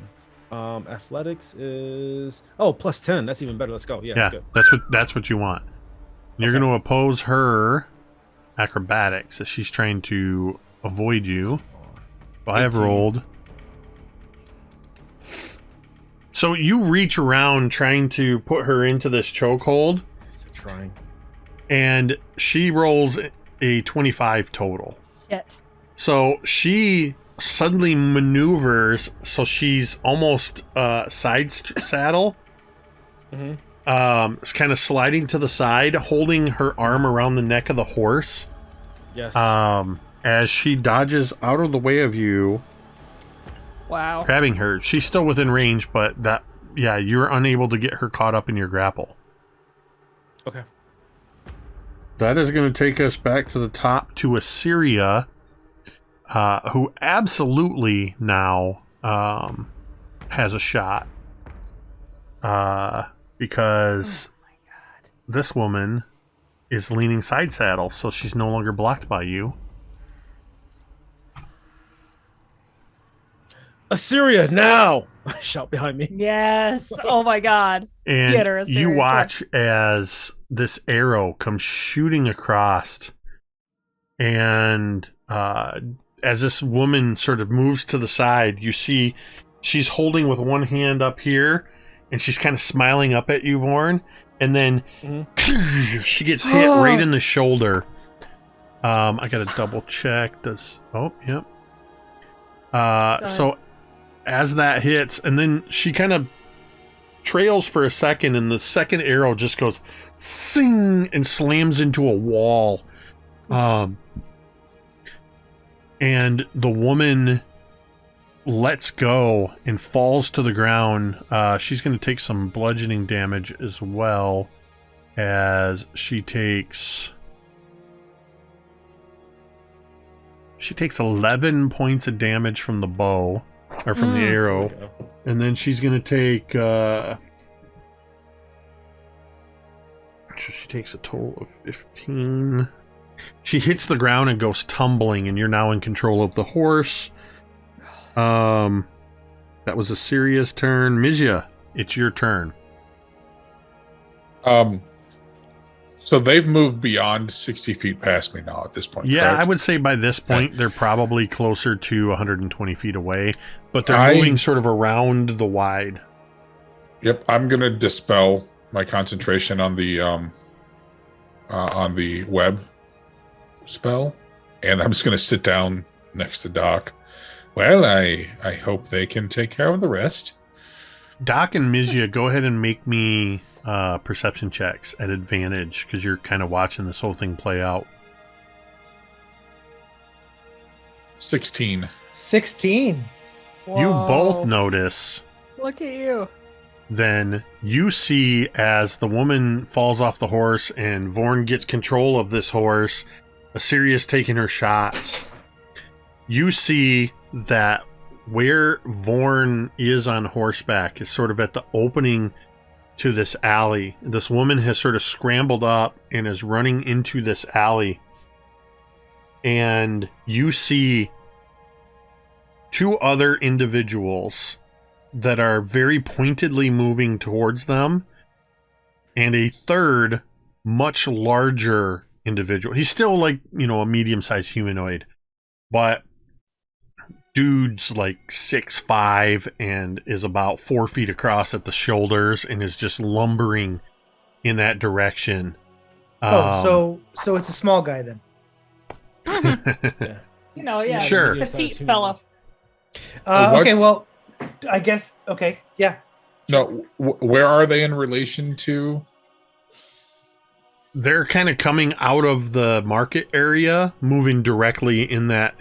What it looks, I'll say with your perception checks, it looks like Vorn or whoever followed is being led into an alley, and these individuals are going to close in behind them. Ooh. So they're waiting. Well, yeah, they're moving in. They're not standing still. They're moving in. It's a trap. This is the night of Star Wars references, everybody. So is it still my turn then? Yeah, all Or you we did was moved past notice. Okay. Well, I mean, I wanted to make sure. Yep. Get sassy with me, Mizzy. Right. Oh, how dare you? From Doctor, Fight do you see that? And I'll kind of point at them.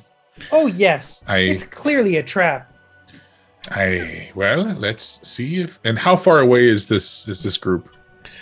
I'll say they're probably about 90 feet. Okay. They're coming in behind the others. Well, and I'm gonna hop down off of. Let's see. I'm gonna hop down off of the cart and move up 30 feet. Okay. And then, I am going to cast Cause Fear. You said there was 3 of them, correct? Correct. Cast Cause Fear at 3rd level. So all 3 of them are targeted. I need them to make a Wisdom saving throw for DC 14. All right. Oh, dude, I just noticed you changed Mizya's like subscript to Wizard Artificer. Awesome. Been that way for weeks. Mhm. I'm just Okay, kidding. Well, It's only been like 1 week. I was gonna think. say it hasn't been that long. Oh. All right, it's cool. Okay, so that is a fear check.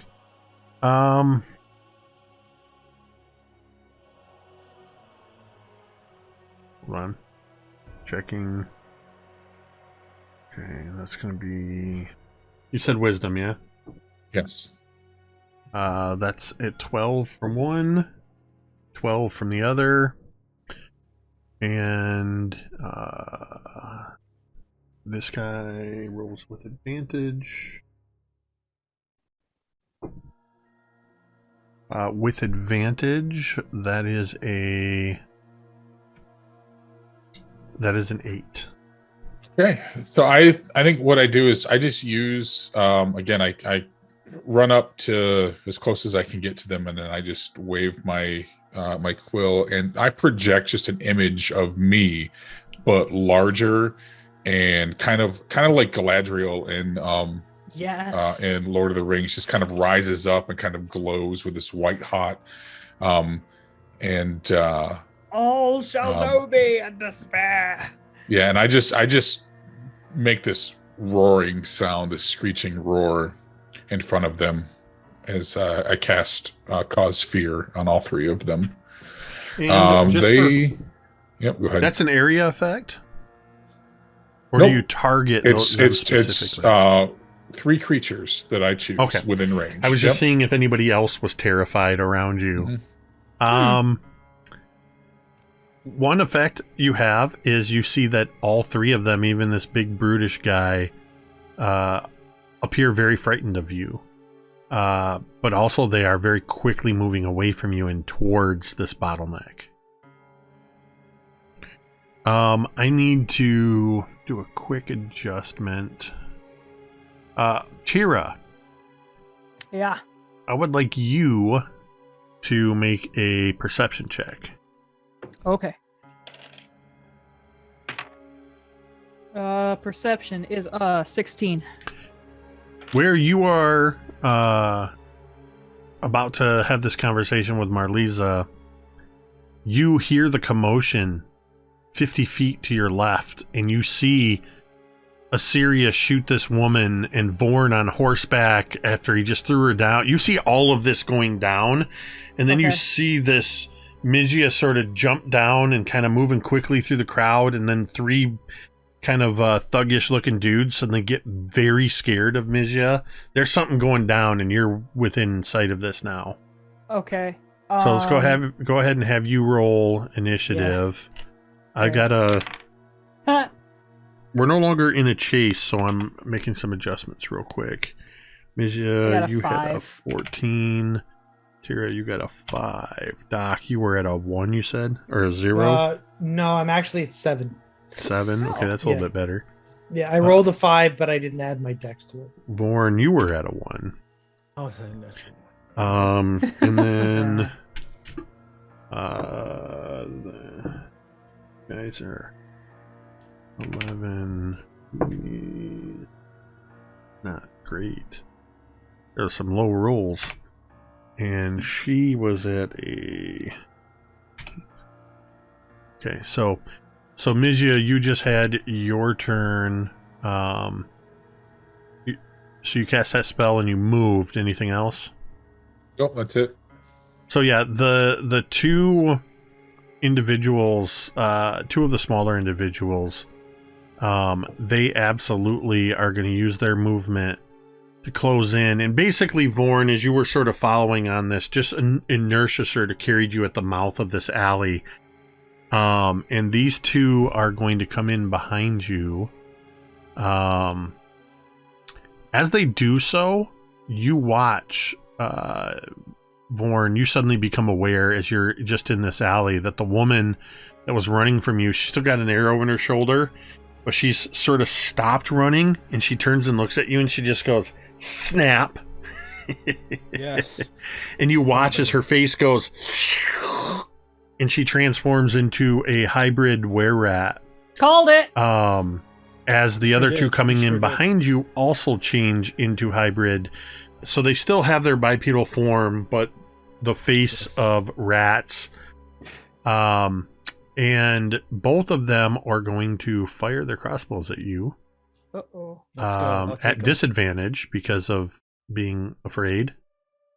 Because Mizya is still in view. Mm. So I think even with that one, I don't think they can get any lower. Nope.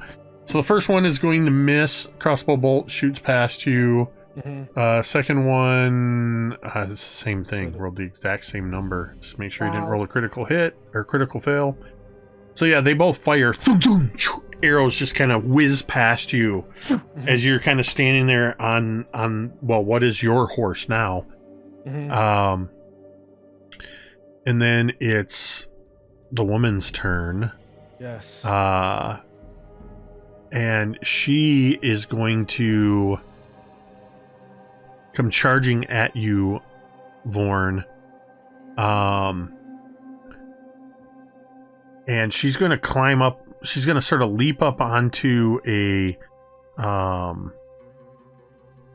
there's this pile of crates and stuff. Yeah, absolutely. She rolled a nat 20 on her athletics check. Ooh. She just, with a single stride, leaps up on these, and she kind of, like Brad Pitt in Troy, sword in the air. She's got a short sword.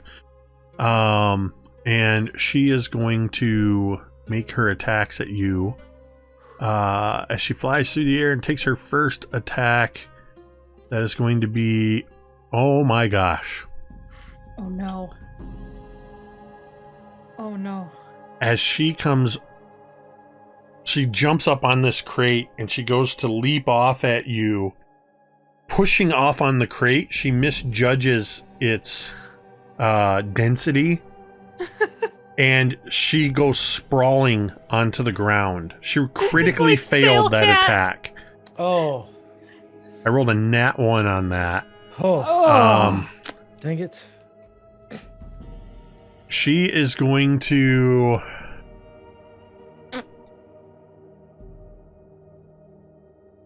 Yeah, she used her object interaction to draw her sword. She just went prone.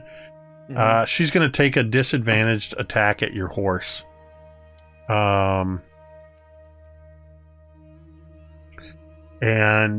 from the ground, she swings at your horse. And she is going to do... what is the damage on that? She does 5 points of slashing damage as she reaches up and kind of cuts at the flank of the horse.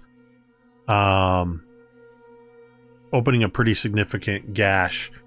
But she is just she uses the last... well, actually, no, because she used all her movement to get to where she was jumping at you. She's currently prone. Awesome.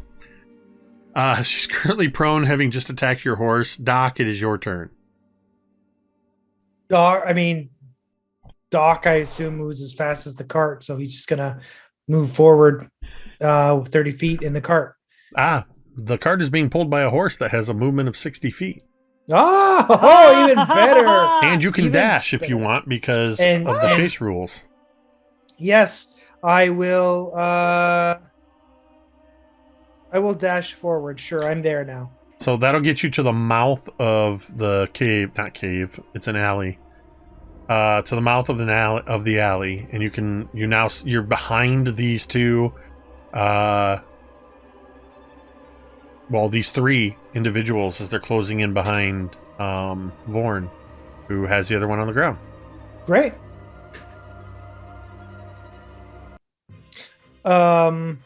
Dwight, is it the horse that takes the dash action, or is it me that takes the dash action? For this, it's the horse that took the dash action.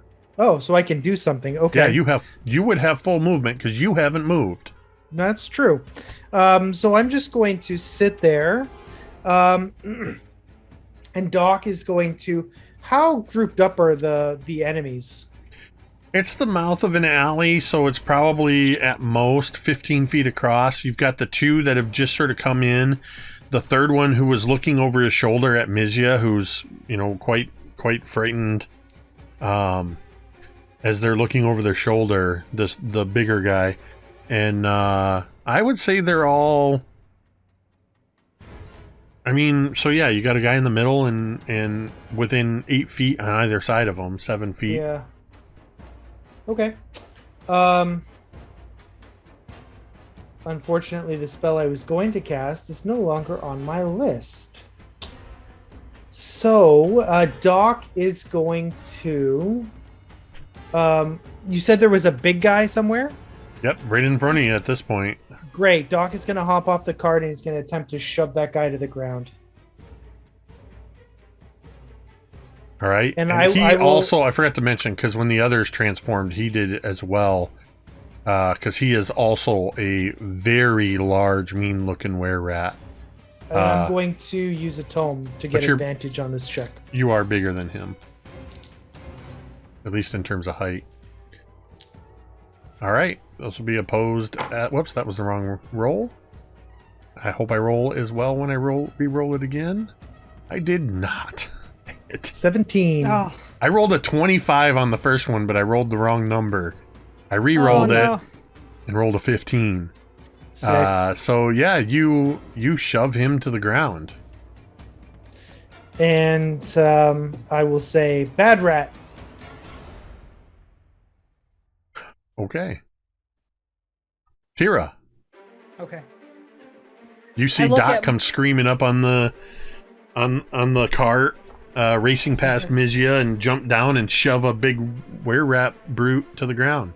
Okay. I look at Marlisa and I'm like, stick around. I mean, you know how we need to talk. And then I freaking sprint off towards the alley. About how far away is all this from me at this point? I'll say you can just get to the mouth of the alley from where you saw everything.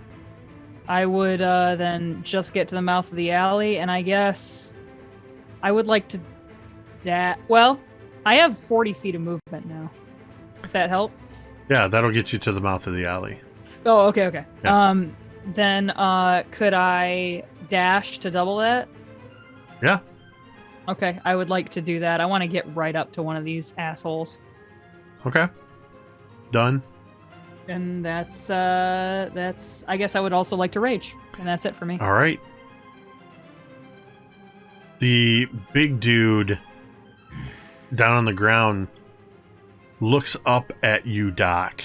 He for a moment looks nervously behind you, stands up, and he does this thing like he's used to standing up and just sort of doing that slow motion to tower over somebody. And then he just kind of looks up at you because you've got a little bit of height on him. And he is going to... You hear the sound of his knuckles, and you see that he's wearing spiked gauntlets. He is going to attack you, Doc. Okay. Oh, Doc. But he's going to do so with disadvantage because he can see Mizya over your shoulder. And they're scary. So his first attack... Oh, that was a nat 20. Instead, it's a 9. So I just imagine his first attack just kind of goes... Boom, into you. And he barely hits you. His second attack... Also with disadvantage. Another nat 20! Oh my gosh. The second attack is a 19. That will hit. So from the second attack, as he kind of follows with his left, you will take 11 points of piercing damage plus 15 points of bludgeoning damage. Okay. So you take 26 points of damage. Okay. And then for his third attack, he's going for the uppercut, also at disadvantage. Ooh.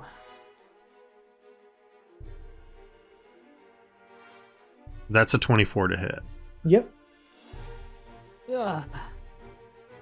That will be a 15 piercing Mm-hmm. and a 13. So another 28 damage. Okay. Doc will fall down. Oh no. So, Mizya, you suddenly can see this dude as Doc falls to the ground after taking a couple hits. Oh no. Vorn, this is happening right behind you. Yeah. And the woman is on the ground, prone. It is your turn. Vorn grabs his axe, and as he grabs, I'm not on my horse anymore, am I? You're still on your horse, yeah. All right, I am going to jump off my horse. Okay. And as I am jumping off my horse, I'm grabbing my axe, and my eyes begin to glow purple with my psionic force. But there's something that is deep inside that feels anger, rage, and hate. And I hear a whisper in my head that says, yes. And I say yes back, and my eyes flash red. I'm going to try to cleave the head off of the person that is prone with my great axe. I'm going to roll at advantage to do it. You get advantage anyway because she is prone. Oh my god. Ricky's So- about to pull some Game of Thrones shit. Oh, oops. Not this guy. This one. This one. This one. 23. So that is a hit. Okay. So you can go ahead and roll your damage on that. Can I re-roll that with another toll? Reroll your damage? Oh, we'll I mean, leave it you if it's can. It'll cost you 3 tomes to reroll. fine. I don't Not for care. damage. It's I love it. No, you think not? Okay. no, not for damage. Damage It's is not. not. It's going to be that's a. negligible. Yep. All right. This is at 11. 11 points of damage. Okay. So, and she had previously... So, let me make sure I get rid of that. So, yeah, you get a good solid hit into her. You miss decapitating her, but you cut into the same shoulder that she got the arrow in. Mhm. You hear her scream out. Mm-hmm. You get 2 attacks. Oh, I get Get to do it him. again. Oh, right. kill her, Ricky. Second one at advantage or is normal? Yep, she's prone. And she's within Okay. 5 feet of you, so you get advantage. There we go. 14. That this time as you come in on her shoulder, you catch in the leather armor that she's wearing, and you can't quite dig in Okay. for the wound. Mm-hmm. My axe is stuck inside of her leather armor. No, it's not stuck. You just that's where you hit her and failed to do anything. Assyria is going. Oh, go ahead. I was gonna say that on that first attack, if I got some bloodshot, the blood does smell extra potent. For some Ooh. Okay, that's all. Ooh. Assyria comes charging around the corner and kind of seeing what's happening. Assyria is going to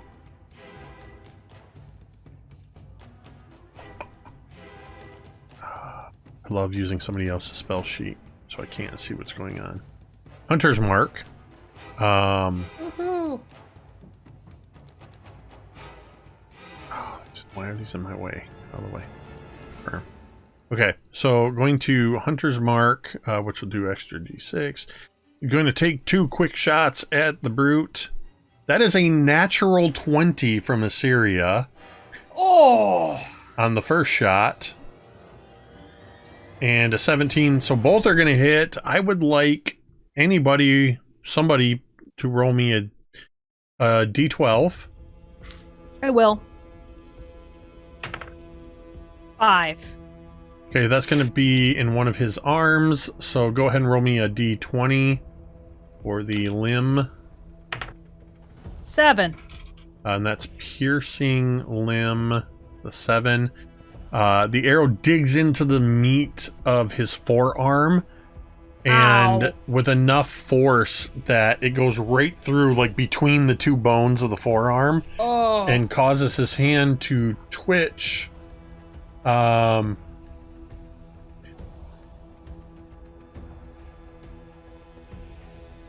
And he can't drop his weapon because he's wearing it, but he loses the use of that hand for the remainder of this encounter. So he is going to lose one of his attacks.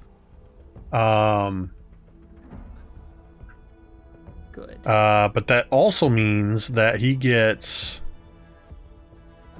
12 plus 6 is 18. Plus 7, 25 points from the crit of piercing damage.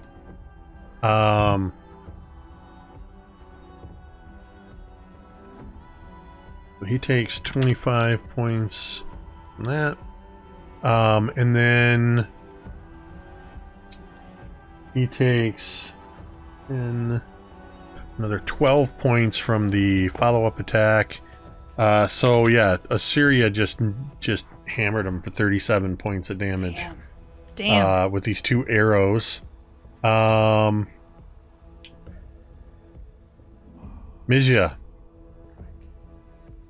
I've watched this brute drop the doctor. Yep. And then Syria has caused a lot of damage to it. I reach into my satchel and I pull out this little bottle. It looks like one of the bottles that I have been tinkering with back at the library. And I just howl in rage as I'm staring at this thing. And I just hold this bottle up and I break it. And it shatters, the glass shatters. And this fire starts to glow in my hand. And then I just throw it at this beast. It's this bolt of fire launches out at it. That is a dirty 20 to hit. Oh. Yep. And that is 7 points of damage, of fire damage. Okay. And he immediately starts swatting with his bad hand at the fire, just completely freaked out as the source of his fear has launched fire at him. Is there anything flammable on him? His fur. A flammable object hit by this spell ignites. I would say yeah. Oh, if it isn't being worn or carried, okay. Never mind. So okay, yeah, yeah. And that is it. So the other two are going to pull their short swords, and they are going to let me make sure I'm on the right one. They are going to start attacking at the one you just ran up on. Teera is going to turn and attack at you. Okay.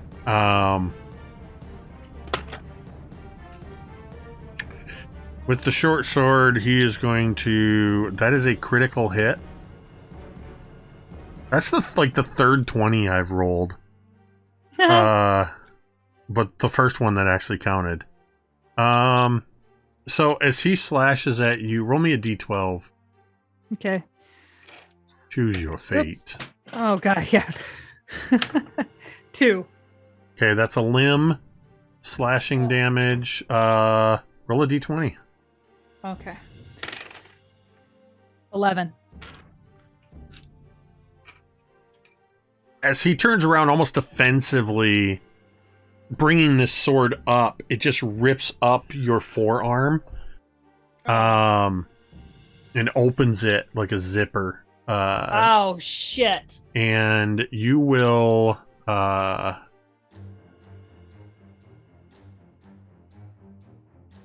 gives you. Wait a minute. Okay, hold on. Sorry, I was on the wrong one. I thought that seemed wrong. Short sword is not slashing. Short sword is piercing. So that's it goes entirely through. Nope, you don't have a shield, but it cuts into your arm nonetheless. you are bleeding now, and you cannot use your left arm Okay. for the duration of the encounter. Oh, shit. Bleeding.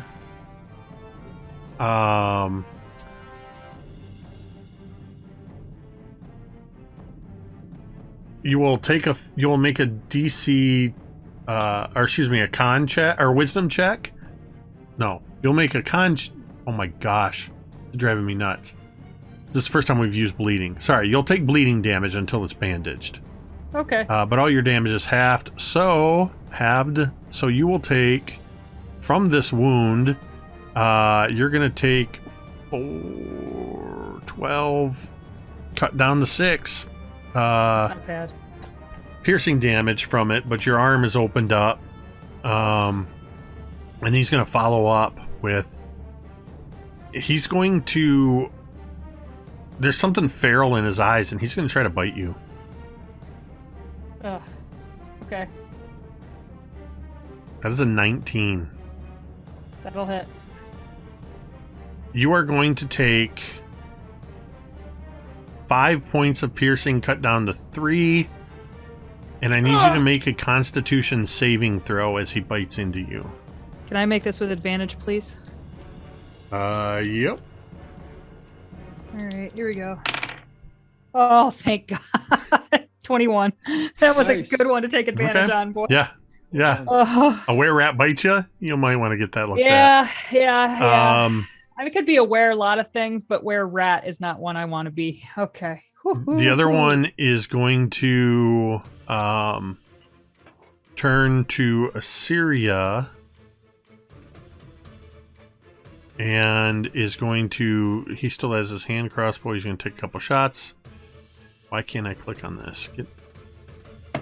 So he takes a shot. Wait, he's at disadvantage because Mizya's still looking at him and just flamed his friend.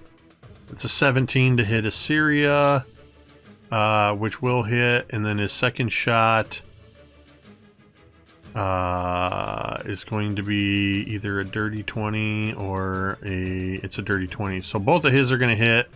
Assyria is going to get plinked for 11 points of piercing damage. And that then takes us to... What about Soren? Isn't Soren going to react to that? Soren has to... yeah. Soren would have caught up. Thank you for that. Legitimately, I'm not being sarcastic. Oh yeah, because Assyria always has Soren with her. Yeah. And yeah. Makes sense. Soren is going to... The one that just shot her, he's going to rush in and do an attack. That is going to be... Yeah, he comes in and tries to bite at him, but can't get a... He does that thing where he gets really close and looks like he's going to bite and is just barking and growling fiercely. Because that was an 8 to hit. So that's not going to do anything. Doc, death saving throw.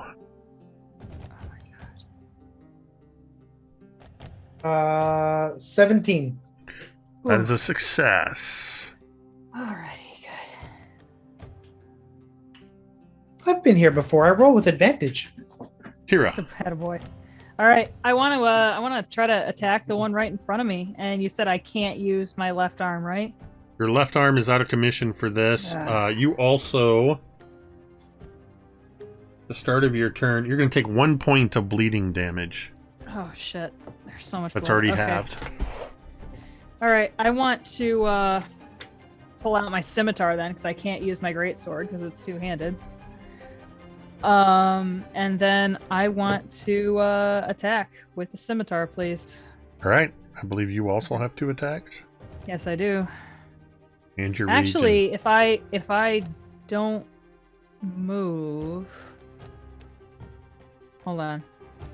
No, yeah, I think I do have 2. Yeah. Okay, here we go. First one's an 11. Which is not enough. as his sword, which he just cut your arm with, just deflects the scimitar away. Jesus Christ. Second one is a dirty 20. That one is going to hit. Nice. Okay. That one is gonna. Jesus. God. Okay, so that one's gonna be a 5 points of damage. All right. And I'm done. That's it. The brute is going to. How much do you weigh, Doc? Probably 310 pounds. I have it written down, I think. 340 pounds. Wow. The brute is going to use his action to bend down and pick Doc up, throwing him over his shoulder. And he is going to run into the alley further. No. And none of you are directly engaged with him. So he is going to run 30 feet deeper into the alley with Doc over his shoulder. Does he run past me and the trap setup? I felt like I was deeper in the valley, and he had to run past me to get deeper. Actually, that's fair, because with the size of the alley established at 15, and you're sort of in the middle, you could, because you have your axe in hand, you could take an opportunity to attack at him. Okay, just let me know when. Right now.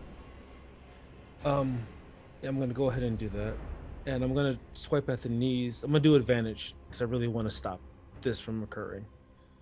Let's be great axe. Hope I hit him. Here we go. 22. That is going to hit him. Get him. Oh my god. All right. Is it enough to stop him? I don't care about damage. I just want to stop at this point. I think It's a big axe. He's running. He's got momentum. because you struck out at the legs trying to trip him, I'm going to give him a dex save at disadvantage because he's carrying a very heavy dock. Fair. So I'm going to roll that at disadvantage.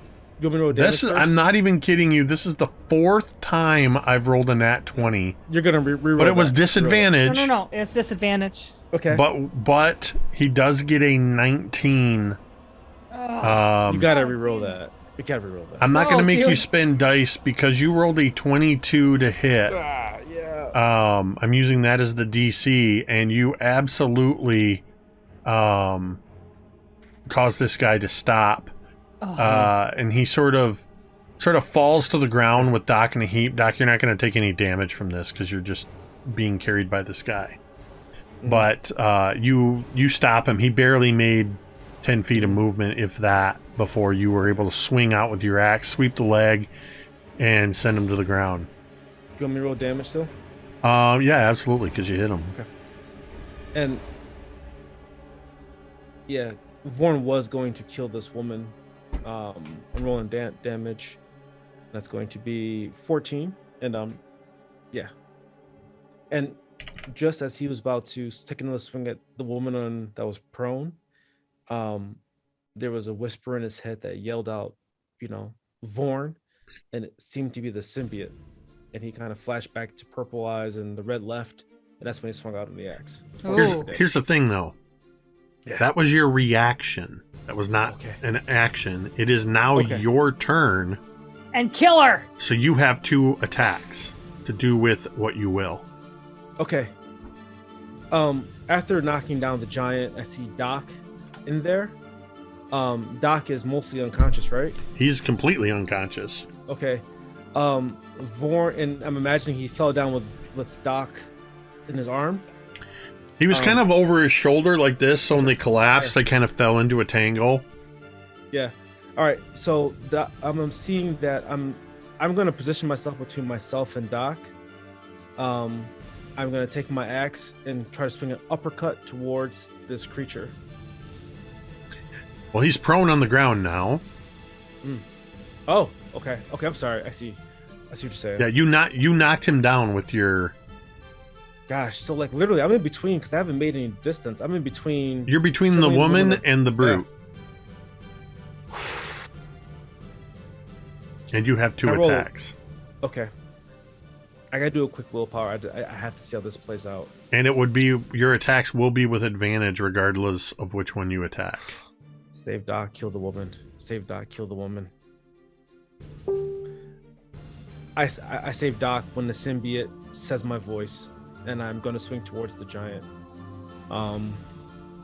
So you'll roll your attack with advantage? Yep.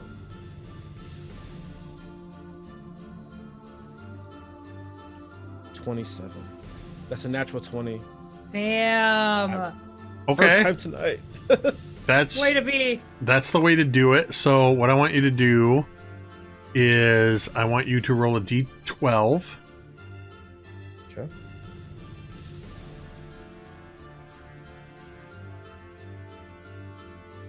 And then we get a natural 1.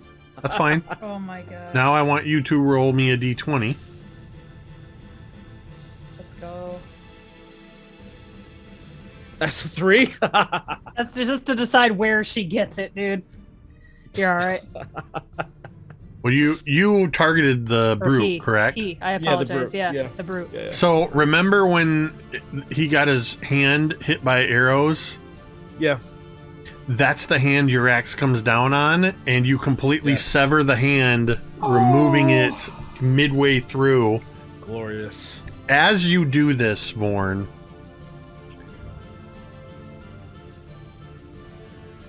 Assyria is standing there with her bow. Mizya having still, whether it's persistent or not, the effects of that fire still is sort of licking up your hands. There's the wounded were-rats. There's the woman on the ground. The severely wounded brute on the ground. And actually, you need to roll your damage on that real quick. So you have max damage. So whatever your axe normally does, plus your plus the bonus. So I got Is- 11 on the axe, and then the bonus is however you want to call it. So what's the damage die on your axe? 11. No, it's the a certain dice. number of What D- dice do you normally roll? 1d12. 1d12 plus 4. So that'd be 12, 23 total that you do Yes. to him. So as you're standing, whoa, not 223. You cut off his arm.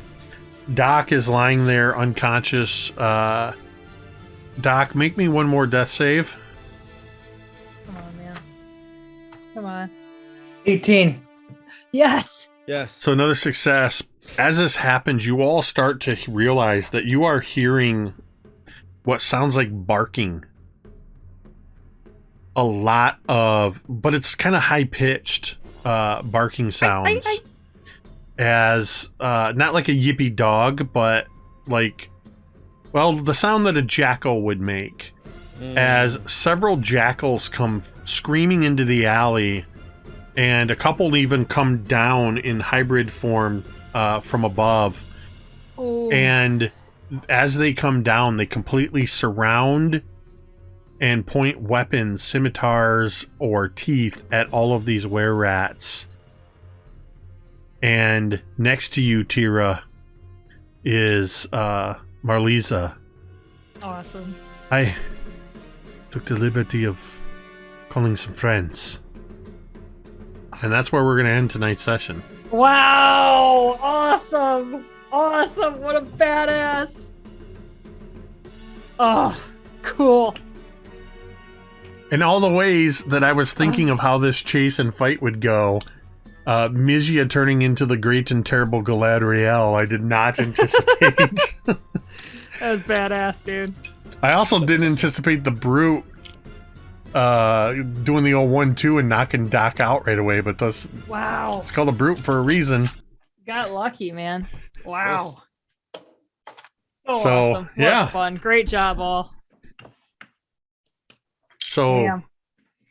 even though you split the party, you still wound up connecting back with them, and it looks like you might be able to talk to the Amber Dunes and find out what the heck's going on. And Doc is at the moment unconscious on the ground. There's a handless were-rat and a couple others on the ground as well. So we will see how this turns out in 2 weeks when we return with Scribes and Scrolls, the Candlekeep Mysteries, because we will be off next week. Just a quick reminder to tune into Talon and Claw tomorrow night at what time, Gary? 8:30 Eastern. At 8:30 Eastern for the Dreadful Tales.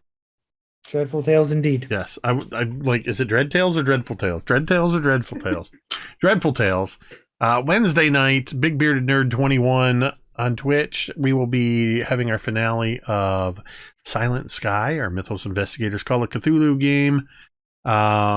Thursday will be Dawnbringers Session 6. Friday, I will be over on Nerdarchy Live for some untraditionally arcane. Sunday is the next session of Shadowport Adventures at 3:30 p.m. Eastern. Right here, that is Star Wars, produced by Dwight and game mastered by the one and only Neophat. Quick reminder, if you haven't done so already, head on over to Drive-Thru RPG and check out the new Calendar of Harptos Adventure Journal that I published this weekend. Dwight, who are we rating tonight? Let's see here real quick.